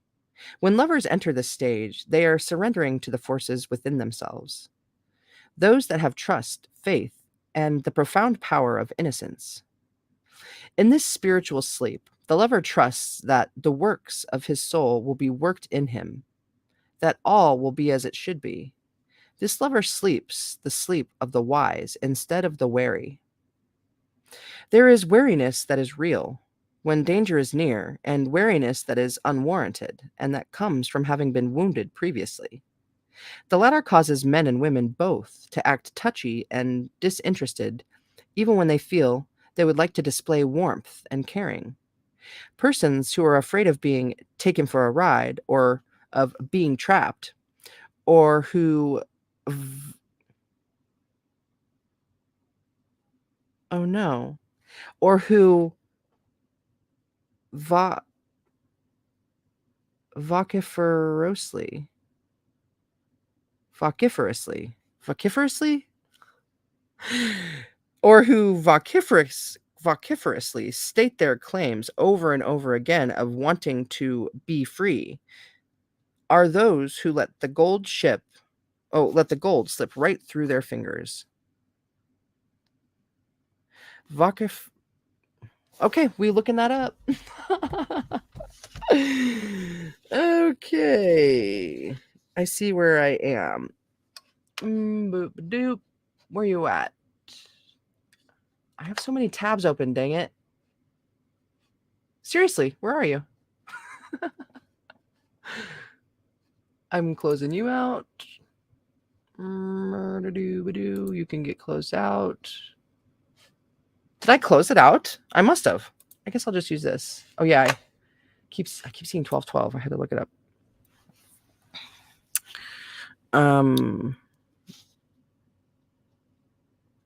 VOC. VOC.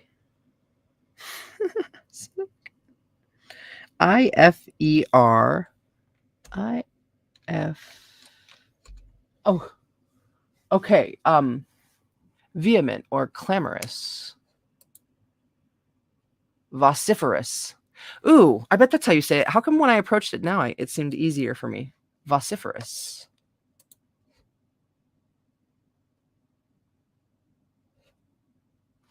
You're going to say it? It's like, I don't know. It's moving, but it's not making noise, eh? Dude, I don't know. Vociferous. Is that how you say it? Come on, I want to know. Vociferous. Vociferous. Okay, we're going to try vociferous. It's not sounding for me, so back to YouTube's. Vociferous. So yeah, or who vociferously state their claims over and over again of wanting to be free are those who let the gold slip right through their fingers.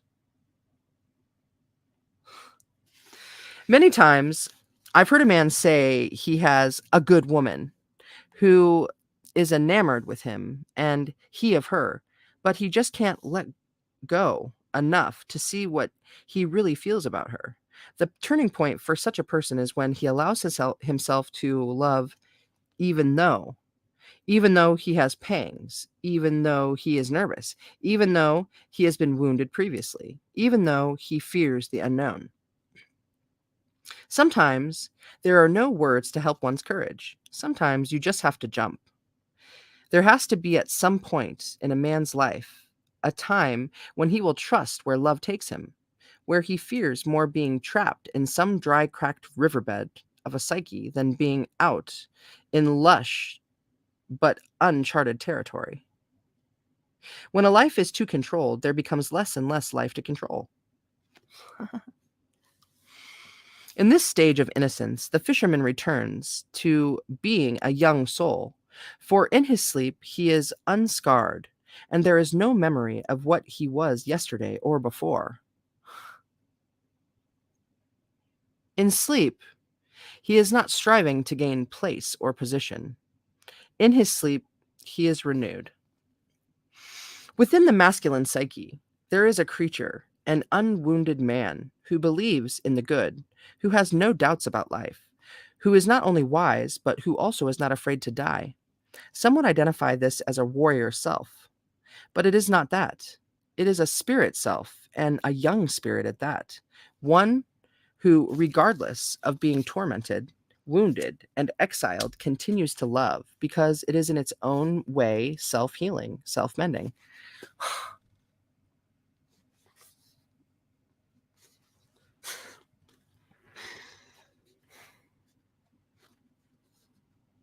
Sometimes I feel stupid for being that way. It's like, I don't know. Am I a glutton for punishment? Women will testify to seeing this creature lurking in a man outside of his awareness. This young spirit's ability to bring the power of healing to bear on his own psyche is so awesome that it is astounding. His trust is not dependent on his lover not to hurt him.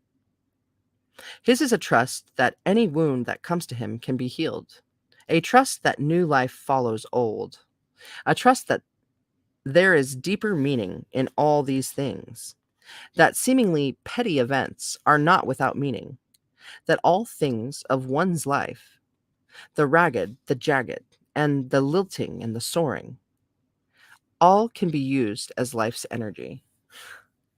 I love that.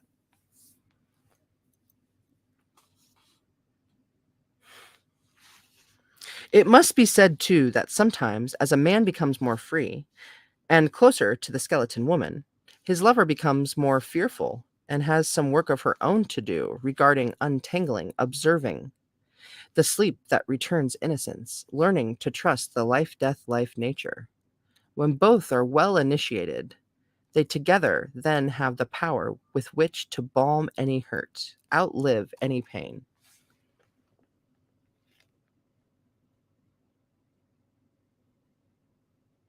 I want to read that again. I just really want to read that again.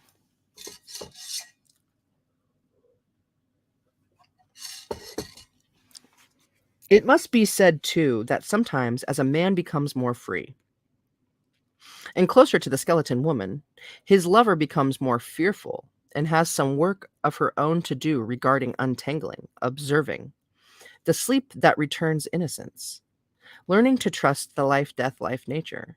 When both are well initiated, they together then have the power with which to balm any hurt, outlive any pain. Sometimes a person is afraid to go to sleep, and in others' presence. Oh, in another's presence. Okay, sometimes a person is afraid to go to sleep in the other's presence, afraid to return to a psychic innocence, or afraid the other person will take advantage of him. Such people project all manner of motives into the other and simply do not trust themselves. Yet, it is not their lovers they mistrust. It is the life death life nature they have not yet reckoned with. It is this death nature that they need to trust. As in sleep, the life death life nature, in its most wildish form, is as simple as a graceful exhalation and inhalation.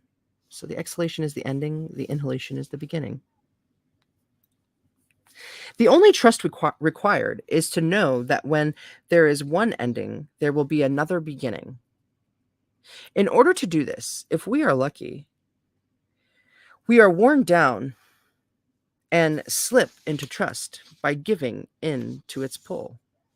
The steeper way is by forcibly throwing ourselves into a trusting state of mind, forcing ourselves to remove all the conditions, all the ifs and onlys.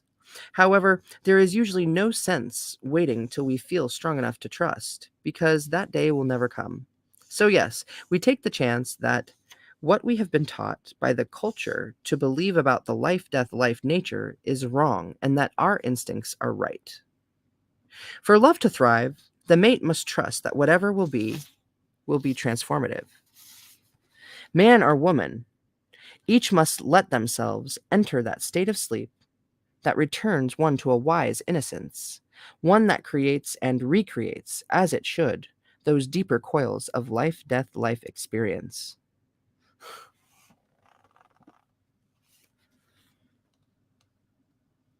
Giving the tear. As the fisherman sleeps, a tear is released from the corner of his eye. Skeleton woman spies it, is filling with thirst, and awkwardly crawls to him to drink from the cup of his eye. What, we ask, could he be dreaming that would cause such a tear to come forth? Tears carry creative power. In mythos, the giving of tears causes immense creation and heartfelt reunion. In herbal folklore, tears are used as a binder to secure elements, unite ideas, join souls. In fairy tales, when tears are thrown, they frighten away robbers or cause rivers to flow. When sprinkled, they call the spirits. When poured into the body, they heal lacerations and restore sight. When touched, they cause conception. When one has ventured this far into relationship with the life death life nature, the tear that is cried is the tear of passion and, and compassion mixed together, or compassion mixed together, for oneself and for the other. It is the hardest tear to cry, and especially for men and certain kinds of street tough women.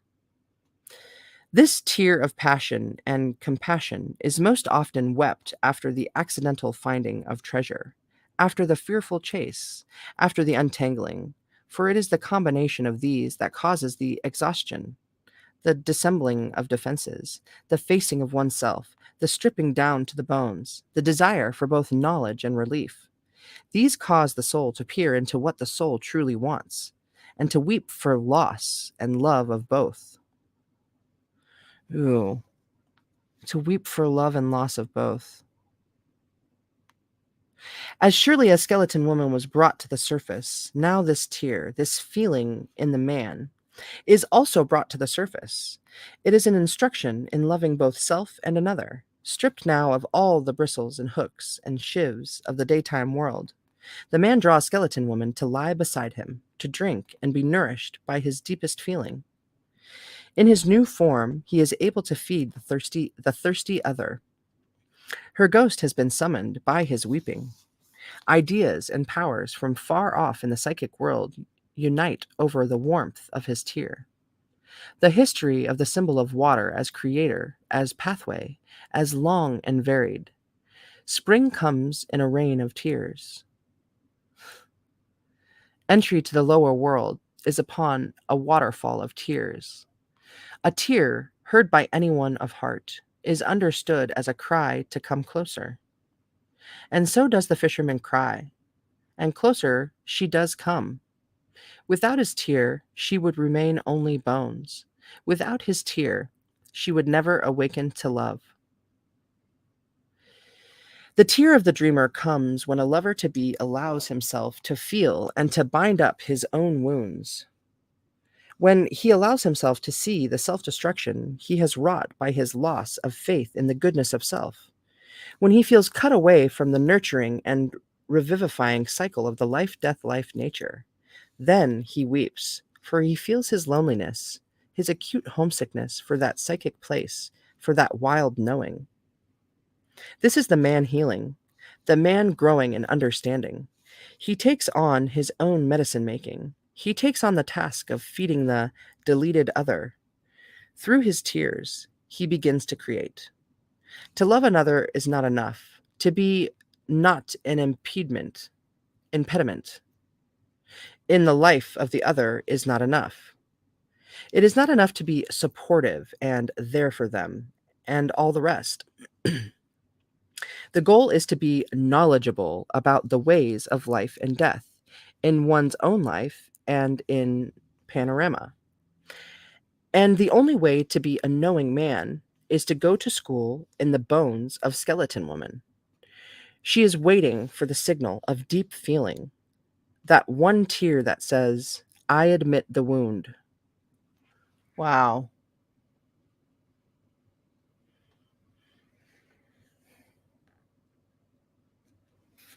This admission this admission feeds the life death life nature, causes the bond to be made and the deep knowing in a man to begin. We all have made the mistake of thinking someone else can be our healer, our thriller, our filling. It takes a long time to find it is not so, mostly because we project the wound outside ourselves instead of ministering to it within. There is probably nothing a woman wants more from a man than for him to dissolve his projections and face his own wound. When a man faces his wound, the tear comes naturally, and his loyalties within and without are made clearer and stronger. He becomes his own healer. He is no longer lonely for the deeper self. He no longer applies to the women to be his analgesic. Man, they've been going crazy out there. Earlier, before I started streaming, there were bagpipes and snare drums. There's so many people out on the bar. It's crazy. I mean, it's St. Patrick's Day was already. Anyways, I thought we might hear some bagpipes during this one.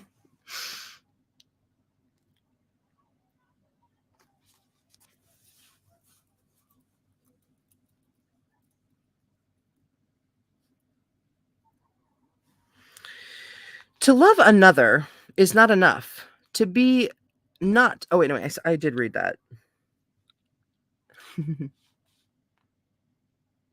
Ministering to within. There is probably nothing a woman wants more from a man than for him to dissolve his projections and face his own wound. Oh, yeah, I read that whole one too. Okay, so there is a story that describes this well. In Greek myth, there was a man named Philoctetes. That's how you say it, right? Yeah. There was a man named Philoctetes. It is told he inherited the magic bow and arrow of Hercules. Oh, no, of Heracles. Well, yeah, it's both. That's the same thing. Philoctetes was wounded in the foot during battle. However, this wound would not heal and instead grew so malodorous and his cries of pain so horrible that his companions abandoned him on the island Lemnos and left him there to die. Philoctetes barely escaped starvation by using Heracles' bow to shoot small game, but his wound festered and the smell grew ever greater, so that any sailor, even remotely near the island, had to steer clear. However, a group of men conspired to brave the stench of Philoctetes' wound in order to steal the magical bow and arrow from him. Dude, can you hear the laughing out there? I love you. I love you, Heidi. Sweet dreams. The men drew lots and the task fell to the youngest. The older men. Wait, am I at the right place? Yeah, Philoctetes' magic bow. I'm distracted by all that laughing. Brave stench of Philoctetes' wound. Yeah, okay. The men drew lots, and the task fell to the youngest. The older men encouraged him to be quick and travel under cover of night. And so the young man set sail. But on the wind, and overwhelming the smell of the sea, came another odor so horrible that the man had to wrap his face in a cloth wrung in sea water in order to breathe freely. Nothing, however, could protect his ears from Philoctetes' terrible cries. The moon was shrouded in cloud. Good, he thought as he moored his boat and crept to the side of the agonized Philoctetes. As he reached for the precious bow and arrow, the moon suddenly shed her light upon the haggard face of the dying old man, and something in the young man, he knew not what, suddenly moved him to tears. The young man was overwhelmed with a compassion and mercy that endured. Instead of stealing the old man's bow and arrows, the young man purified Philoctetes' wound, bound it, and stayed with him, feeding him, cleaning him, building fires, and caring for the old man till he could carry him to Troy, where he could be healed by the semi-divine physician As- Asclepius. And thus the story comes to a close. The tear of compassion is wept in response to realizing the stinking wound. The stinking wound has different configurations and sources for each person. For some, it means spending a lifetime pulling oneself up the mountain hand over hand, belatedly to find we've been working our way up the wrong mountain. For some, it is unresolved and unmedicated issues of abuse in childhood. For others, it is crushing loss of some sort in life or in love. One young man suffered loss of his first love and had no support from anyone and no understanding about how to heal from it. For years, he had wandered broken, yet protesting that he was not injured. One man was a rookie player for a pro ball team. He accidentally but permanently injured his leg so that his lifelong dream disappeared overnight. The stinking wound was not only the tragedy, not only the injury, but for 20 years' time, the only medicine he poured into the wound was bitterness, substance abuse, and carousing. When men have wounds like these, you can smell them coming. No woman, no love, no attention heals such a wound. Only self compassion, only attention to one's own wounded state. When a man cries the tear, he has come upon his pain, and he knows it when he touches it. He sees how his life has been lived protectively because of the wounds. He sees what of life he has missed because of it. He sees how the harnessing of, he see how, let's try again. He sees how the hamstrings his love for life, for himself, and for another. He see how he hamstrings his love for life, for himself, and for another. Okay. That was hard for me.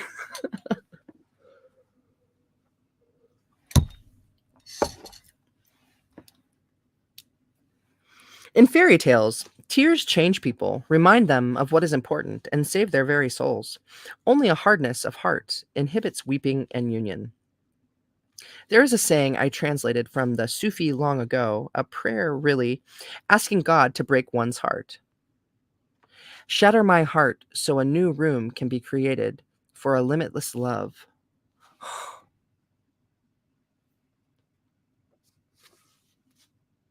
Oh, I like that. The internal feeling of tenderness that moves the fisherman to untangle Skeleton Woman also allows him to feel other forgotten longings, to resurrect his self compassion. Because he is in a state of innocence, that is, thinking all things are possible, he is unafraid to say his soul desires. He is unafraid to wish, for he believes his need will be met. It is a great relief for him to believe his soul will be fulfilled. When the fisherman cries his true feelings, the reunion with life, death, life, nature is furthered. The fisherman's tear draws skeleton woman to him, causes her to thirst, causes her to desire further participation with him. As in fairy tales, tears call things to us. They connect things, or they correct things, provide the missing part or piece. In the African tale Golden Falls, a magician shelters a runaway slave girl by crying so many tears he creates a waterfall under which she takes refuge. In the African tale Bone Rattle, souls of dead healers are summoned by the sprinkling of children's tears upon the earth. We are reminded again and again of the power of this great feeling. There is drawing power in tears, and within the tear itself, powerful images that guide us. Tears not only represent feeling, but are also lenses through which we can gain an alternative vision, another point of view. In the story, the fisherman is letting his heart break, not break down, not break open. It is not the love of La Teta, the breast milk mother, he wants, not the love of lucre, or the love of power or fame or sexuality. It is love that comes upon him, a love he has always carried within him but has never acknowledged before. A man's soul is seated more deeply and more clearly as he apprehends this relationship. The tear comes. She drinks. Now something else will develop and be reborn within him, something he can give to her, a vast and oceanic heart. The later phases of love. Heart as drum and singing up. It is told that the skin or body of a drum determines who and what will be called into being. Some drums are believed to be journeying drums, transporting the drummer and listeners, also called passengers in certain traditions, to various and sundry places. Other kinds of drums are powerful in other ways. It is said that drums made of human bone call the dead. Drums made of the hide of certain animals call those specific animals spirits. Drums that are particularly beautiful call beauty. Drums with bells attached call child spirits and weather. Drums that are low in voice call the spirits who can hear that tone. Drums high in voice call spirits who can hear that tone, and so on. A drum made of heart will call the spirits that are concerned with the human heart.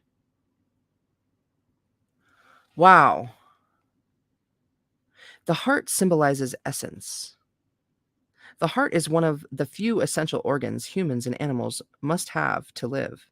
Remove one kidney, the human lives. Additionally, take both legs, the gallbladder, one lung, one arm, and the spleen, the human lives.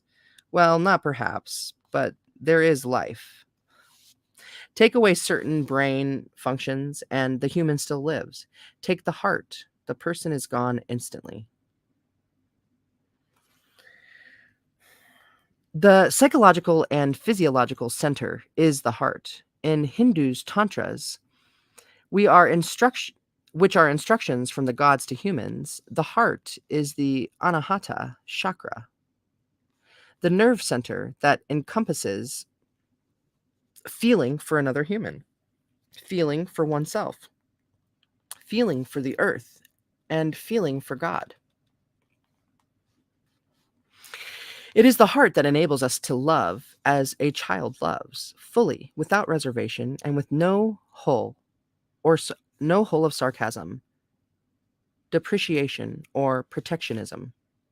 When Skeleton Woman uses the fisherman's heart, she uses the central motor of the entire psyche, the only thing that really matters now, the only thing capable of creating pure and innocent feeling. They say it is the mind that thinks and creates. This story says otherwise.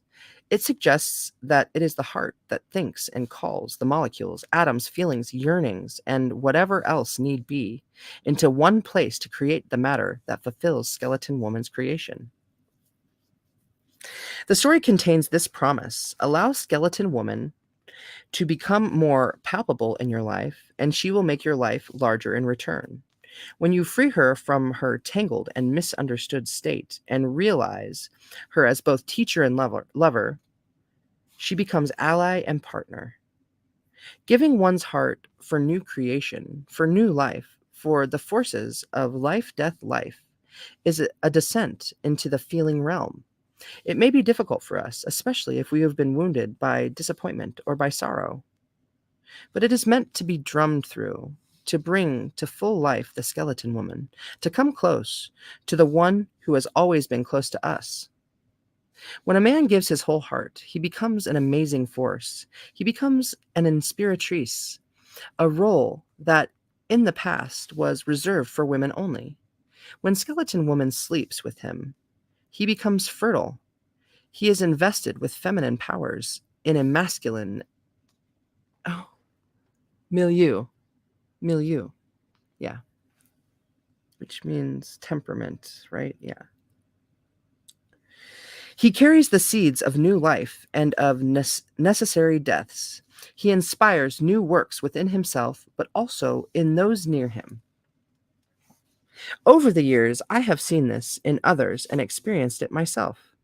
It is a profound occasion when you create something of value through your lover's belief in you, through his heartfelt feeling about your work, your project, your subject. It is an amazing phenomenon.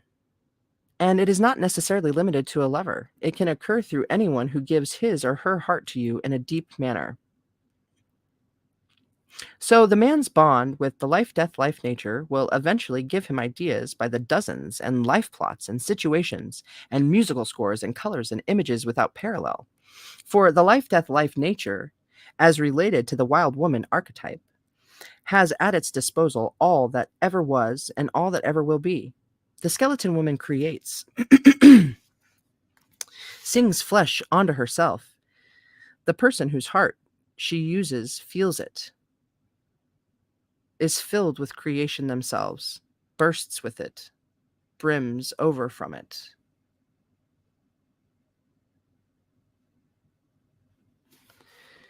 The story illustrates also power that originates in the psyche and is represented by the symbols of drumming and singing.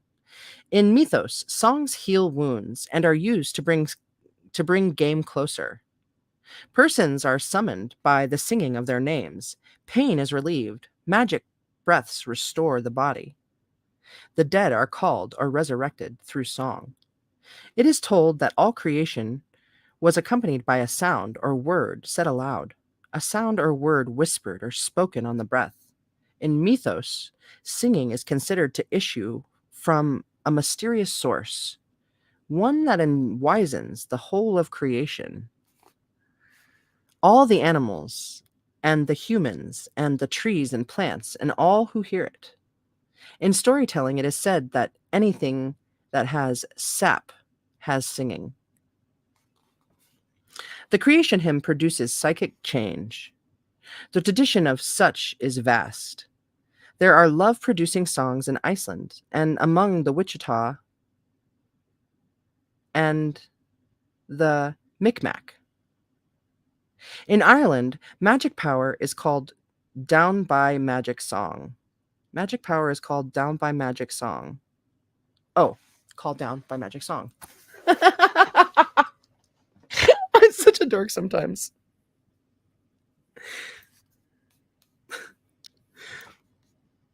In Ireland, magic power is called Down by Magic Song. It's not called Down by Magic Song, like down with the sickness.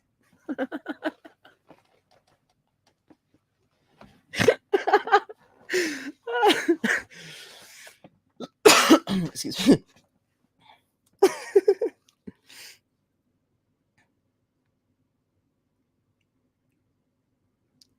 Where is it? Dang it.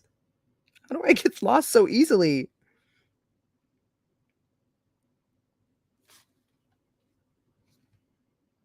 Seriously? Micmac, Ireland.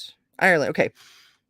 In one Icelandic story, a person falls on the ice crags and severs a limb, but it is regenerated through the singing of song.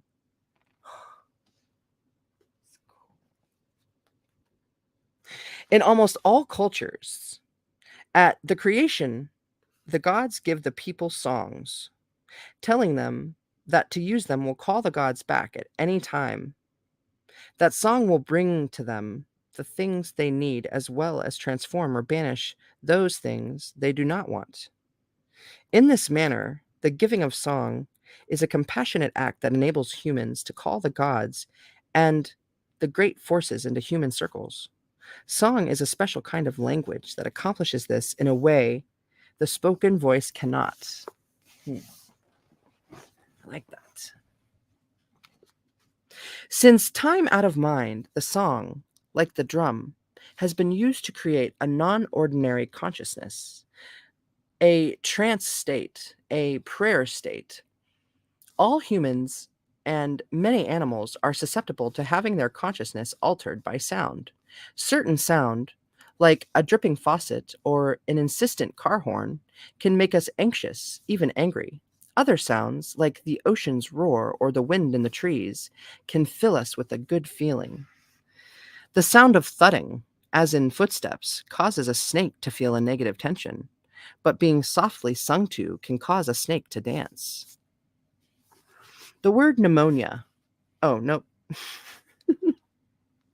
That's not what it says. The word pneuma. Pneuma, Pneuma, pneuma, which means breath, shares its origin with the word psyche, pneuma. They are both considered words for soul. Cool. It's like numinosity. So when there is song in a tale or mythos, we know what the gods are being called upon to breathe their wisdom and power into the matter at hand. We know then that the forces are at work in the spirit world, busy crafting soul. So the singing of song and using the heart as drum are both mystical acts awakening layers of the psyche, not much used or seen. The breath of pneuma flows over us, shakes open certain apertures, rouses certain otherwise inaccessible faculties. We cannot say for each person what will be sung up, drummed up, because these open such odd and unusual apertures in the human who participates thusly. However, one can be assured that whatever is enacted will be numinous and arresting. The dance of body and soul. Through their bodies, women live very close to the life nature. When women are in their right instinctual minds, their ideas and impulses to love, to create, to believe, to desire are born, have their time, fade and die, and are reborn again.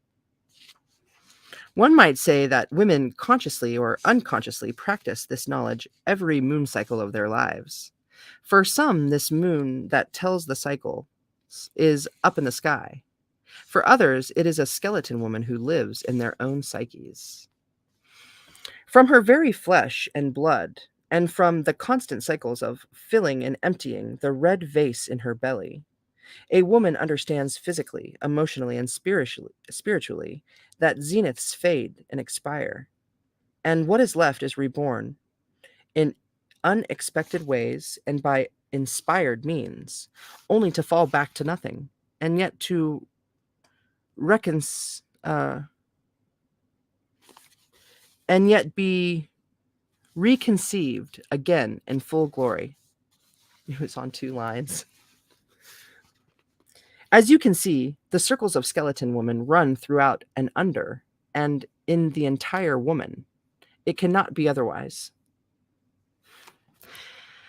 Sometimes men who are still running away from the life nature are afraid of such a woman, for they sense she is a natural ally of skeleton woman.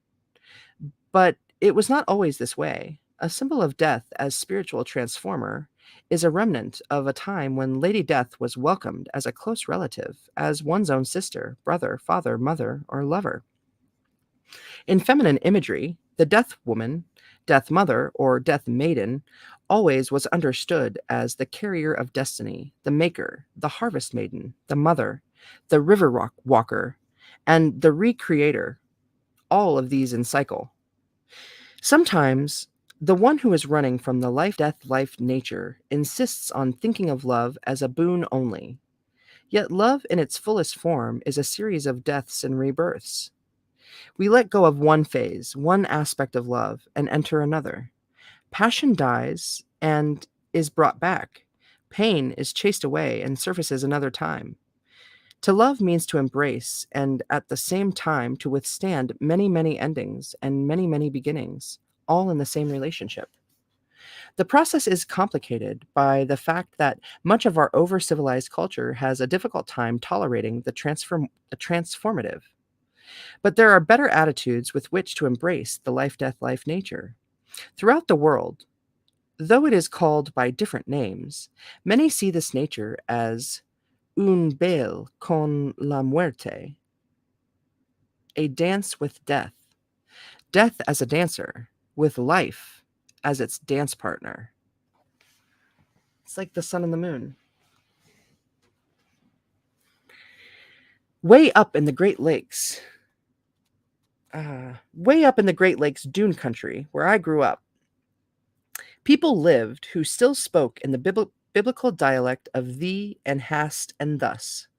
My childhood friend, Mrs. Arlie Scheffler, a silver haired mother who had lost her only son in World War II, still kept to this archaic prose. One summer night, I dared ask her if she still missed her son, and she gently explained her sense of life and death in terms a child could understand. Right? Wow. What a tender question to ask with no, innocent, right? The story she cryptically called Deadbolt went in part like this. A woman welcomes a traveler named Death to her fire. The old woman is not afraid. She seems to know death as a life giver as well as a death dealer. She is certain death is the cause of all tears and all laughter. She tells Death he is welcome at her hearth, that she has loved him through all my crops bursting and all my fields falling, through my children borning, my children dying. She tells him she knows him, and that he is her friend. Thou hast caused me great weeping and dancing, Death. So call out the rounds now. I do know the steps. To make love, if we are to love, bailamos, bailamos con la muerte. We dance with death. Bailamos. There will be flowing, there will be draining, there will be live birth and stillbirth, and yet born again birth of something new. To love is to learn the steps. To make love is to dance the dance. My lips are so dry, but we're getting real close here. Energy, feeling, closeness, solitude, desire, and way all rise and fall in relatively closely packed cycles. One's desire for nearness and for separations waxes and wanes.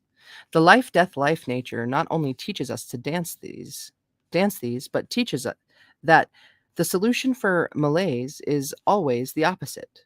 So new action is the cure for boredom. Closeness is the cure for loneliness. Solitude is the cure for feeling cramped. Without the knowledge of this dance, a person is inclined during various still water times to extrovert the need for new and personal action into spending too much money, doing danger, roping reckless choices, taking a new lover. It is the dumblings or fool's way. It is the way of those who do not know. At first, we all think we can outrun the death aspect of the life nature. The fact is, we cannot. It follows right along behind us, bumpity bump, thumpity thump, right into our houses, right into consciousness.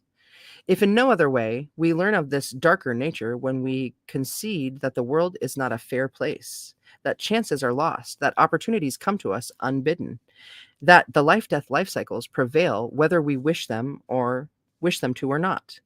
Yet if we live as we breathe, take in and let go, we cannot go wrong. In this story, there are two transformations, one of the hunter, one of the skeleton woman. In modern terms, the hunter's transformation goes something like this.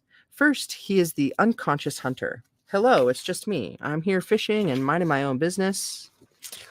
Then he is scared and feeling and then he is the scared and fleeing hunter. What? You want me? Oh, I think I must go now. Now he reconsiders and begins to untangle his feelings and finds a way to relate to her. I feel my soul drawn to you. Who are you really? How are you put together? Then he sleeps. I will trust you. I allow myself to expose innocence. And his tear of deep feeling is revealed, and it nourishes her. I have waited a long time for you. His heart is lent to create her wholly. Here, take my heart and bring yourself to life in my life.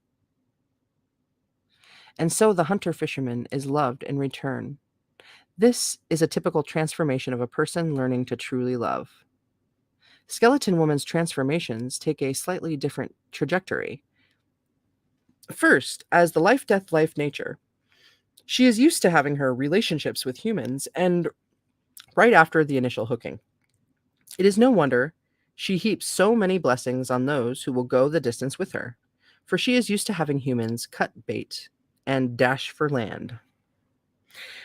First, she is thrown away and exiled. Then she is accidentally caught by someone who is afraid of her. She begins to return to life from an inert state. She eats, she drinks from him who has raised her up. She transforms herself by the strength of his heart, by his strength to face her and himself. She is transformed from being a skeleton into a living being. She is loved by him, and he by her. She empowers him as he empowers her. She, who is the great wheel of nature, and he, the human being, now live in harmony with one another. We see in the story what death requires of love. It requires its tear, its feeling, and its heart.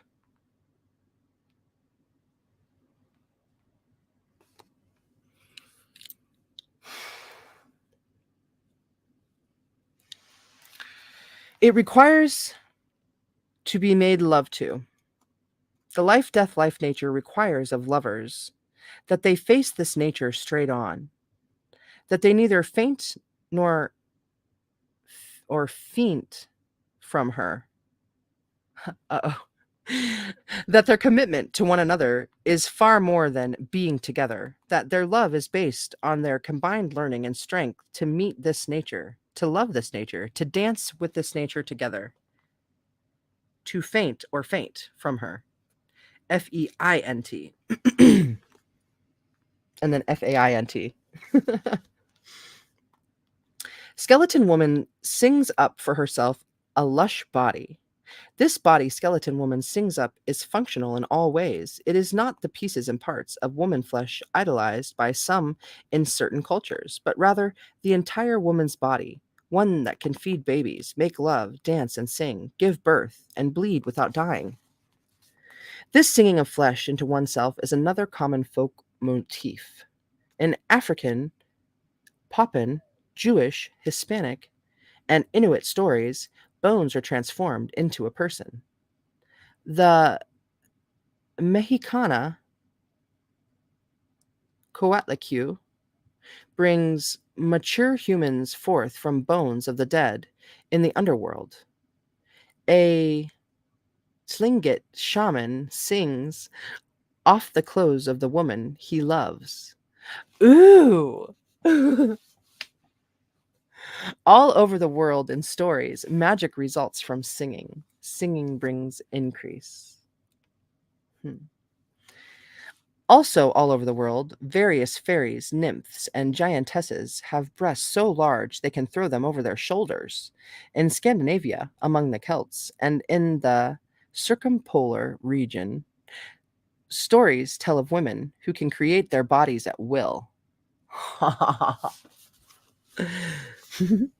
We see from the story that the giving of body is one of the last in the phases of love. This is as it should be. It is good to master the first stages of meeting with the life, death, life, nature, and let the literal body to body experiences come after. I caution women not to engage a lover who wants to go from accidental catching to giving body. Insist on all the phases. Then the last phase will take care of itself. The time of body union will come in its own right time. When the union is begun in the body phase, the process of facing the life, death, life, nature can still be accomplished later, but it takes much more resolve. It is harder work, for the pleasure ego must be dragged away from its carnal interest so that the foundation work can be done. The little dog in the Manawi story points out just how hard it is to remember what path one is on when one's nerves are being thrummed by the light. So, to make love is to merge the breath and the flesh, spirit and matter. One fits into the other. In this tale, there is a mating of the mortal and immortal. And this, too, is true in a love relationship that will last. There is an immortal soul to soul connection that we have little ability to describe or perhaps even to decide, but that we experience deeply. There is a wonderful tale from India in which a mortal beats a drum so the fairies can dance before the goddess Indra. For this service, the drummer is granted a fairy wife. There is something like this in the love relationship too. Something is awarded to the man who will enter this into cooperative relationship with the psychic feminine realm, which is mysterious to him.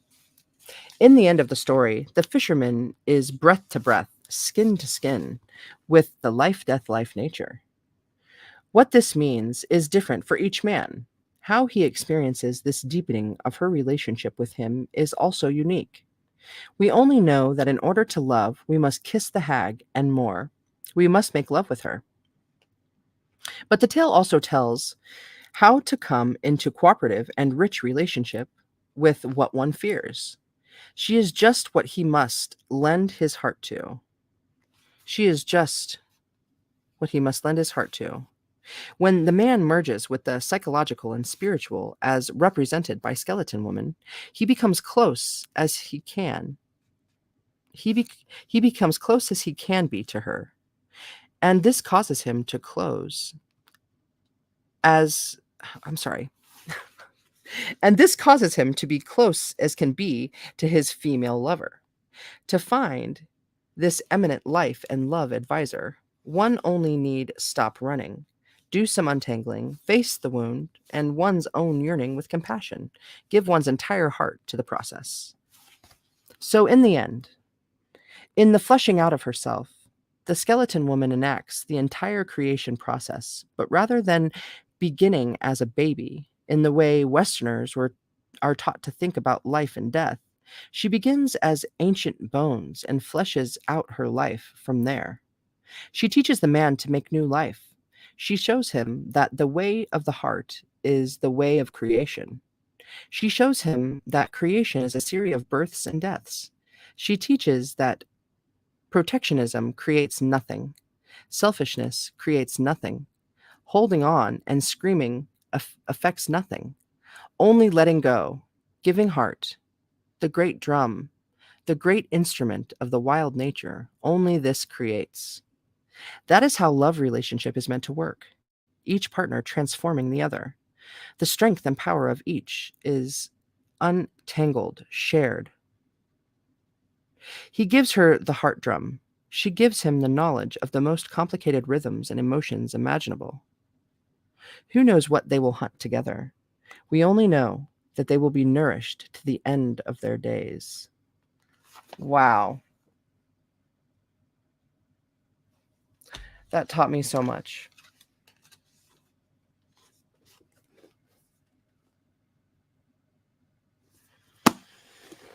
Dang.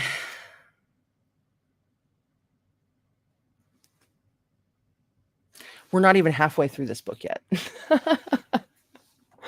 So dang, y'alls. Oh man, there was chapstick right here the whole time. I'm such a bonehead. My lips hurt.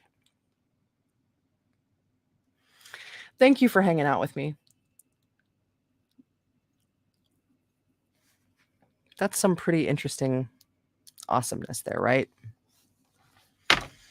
So, right. Dang. So tomorrow I'm doing that stream with Chrissy and Code and maybe Genevieve. We'll see what shakes. So yeah, thank you very much for being here with me as ever. I love y'alls and I appreciate you. And yeah, I hope you had a really good full moon. Mine was pretty nut job. I've been all emotions. It's been cool. But yeah, one day at a time. So yeah, I will see you very soon. Mwah. Until then. Yeah, let's take care of ourselves.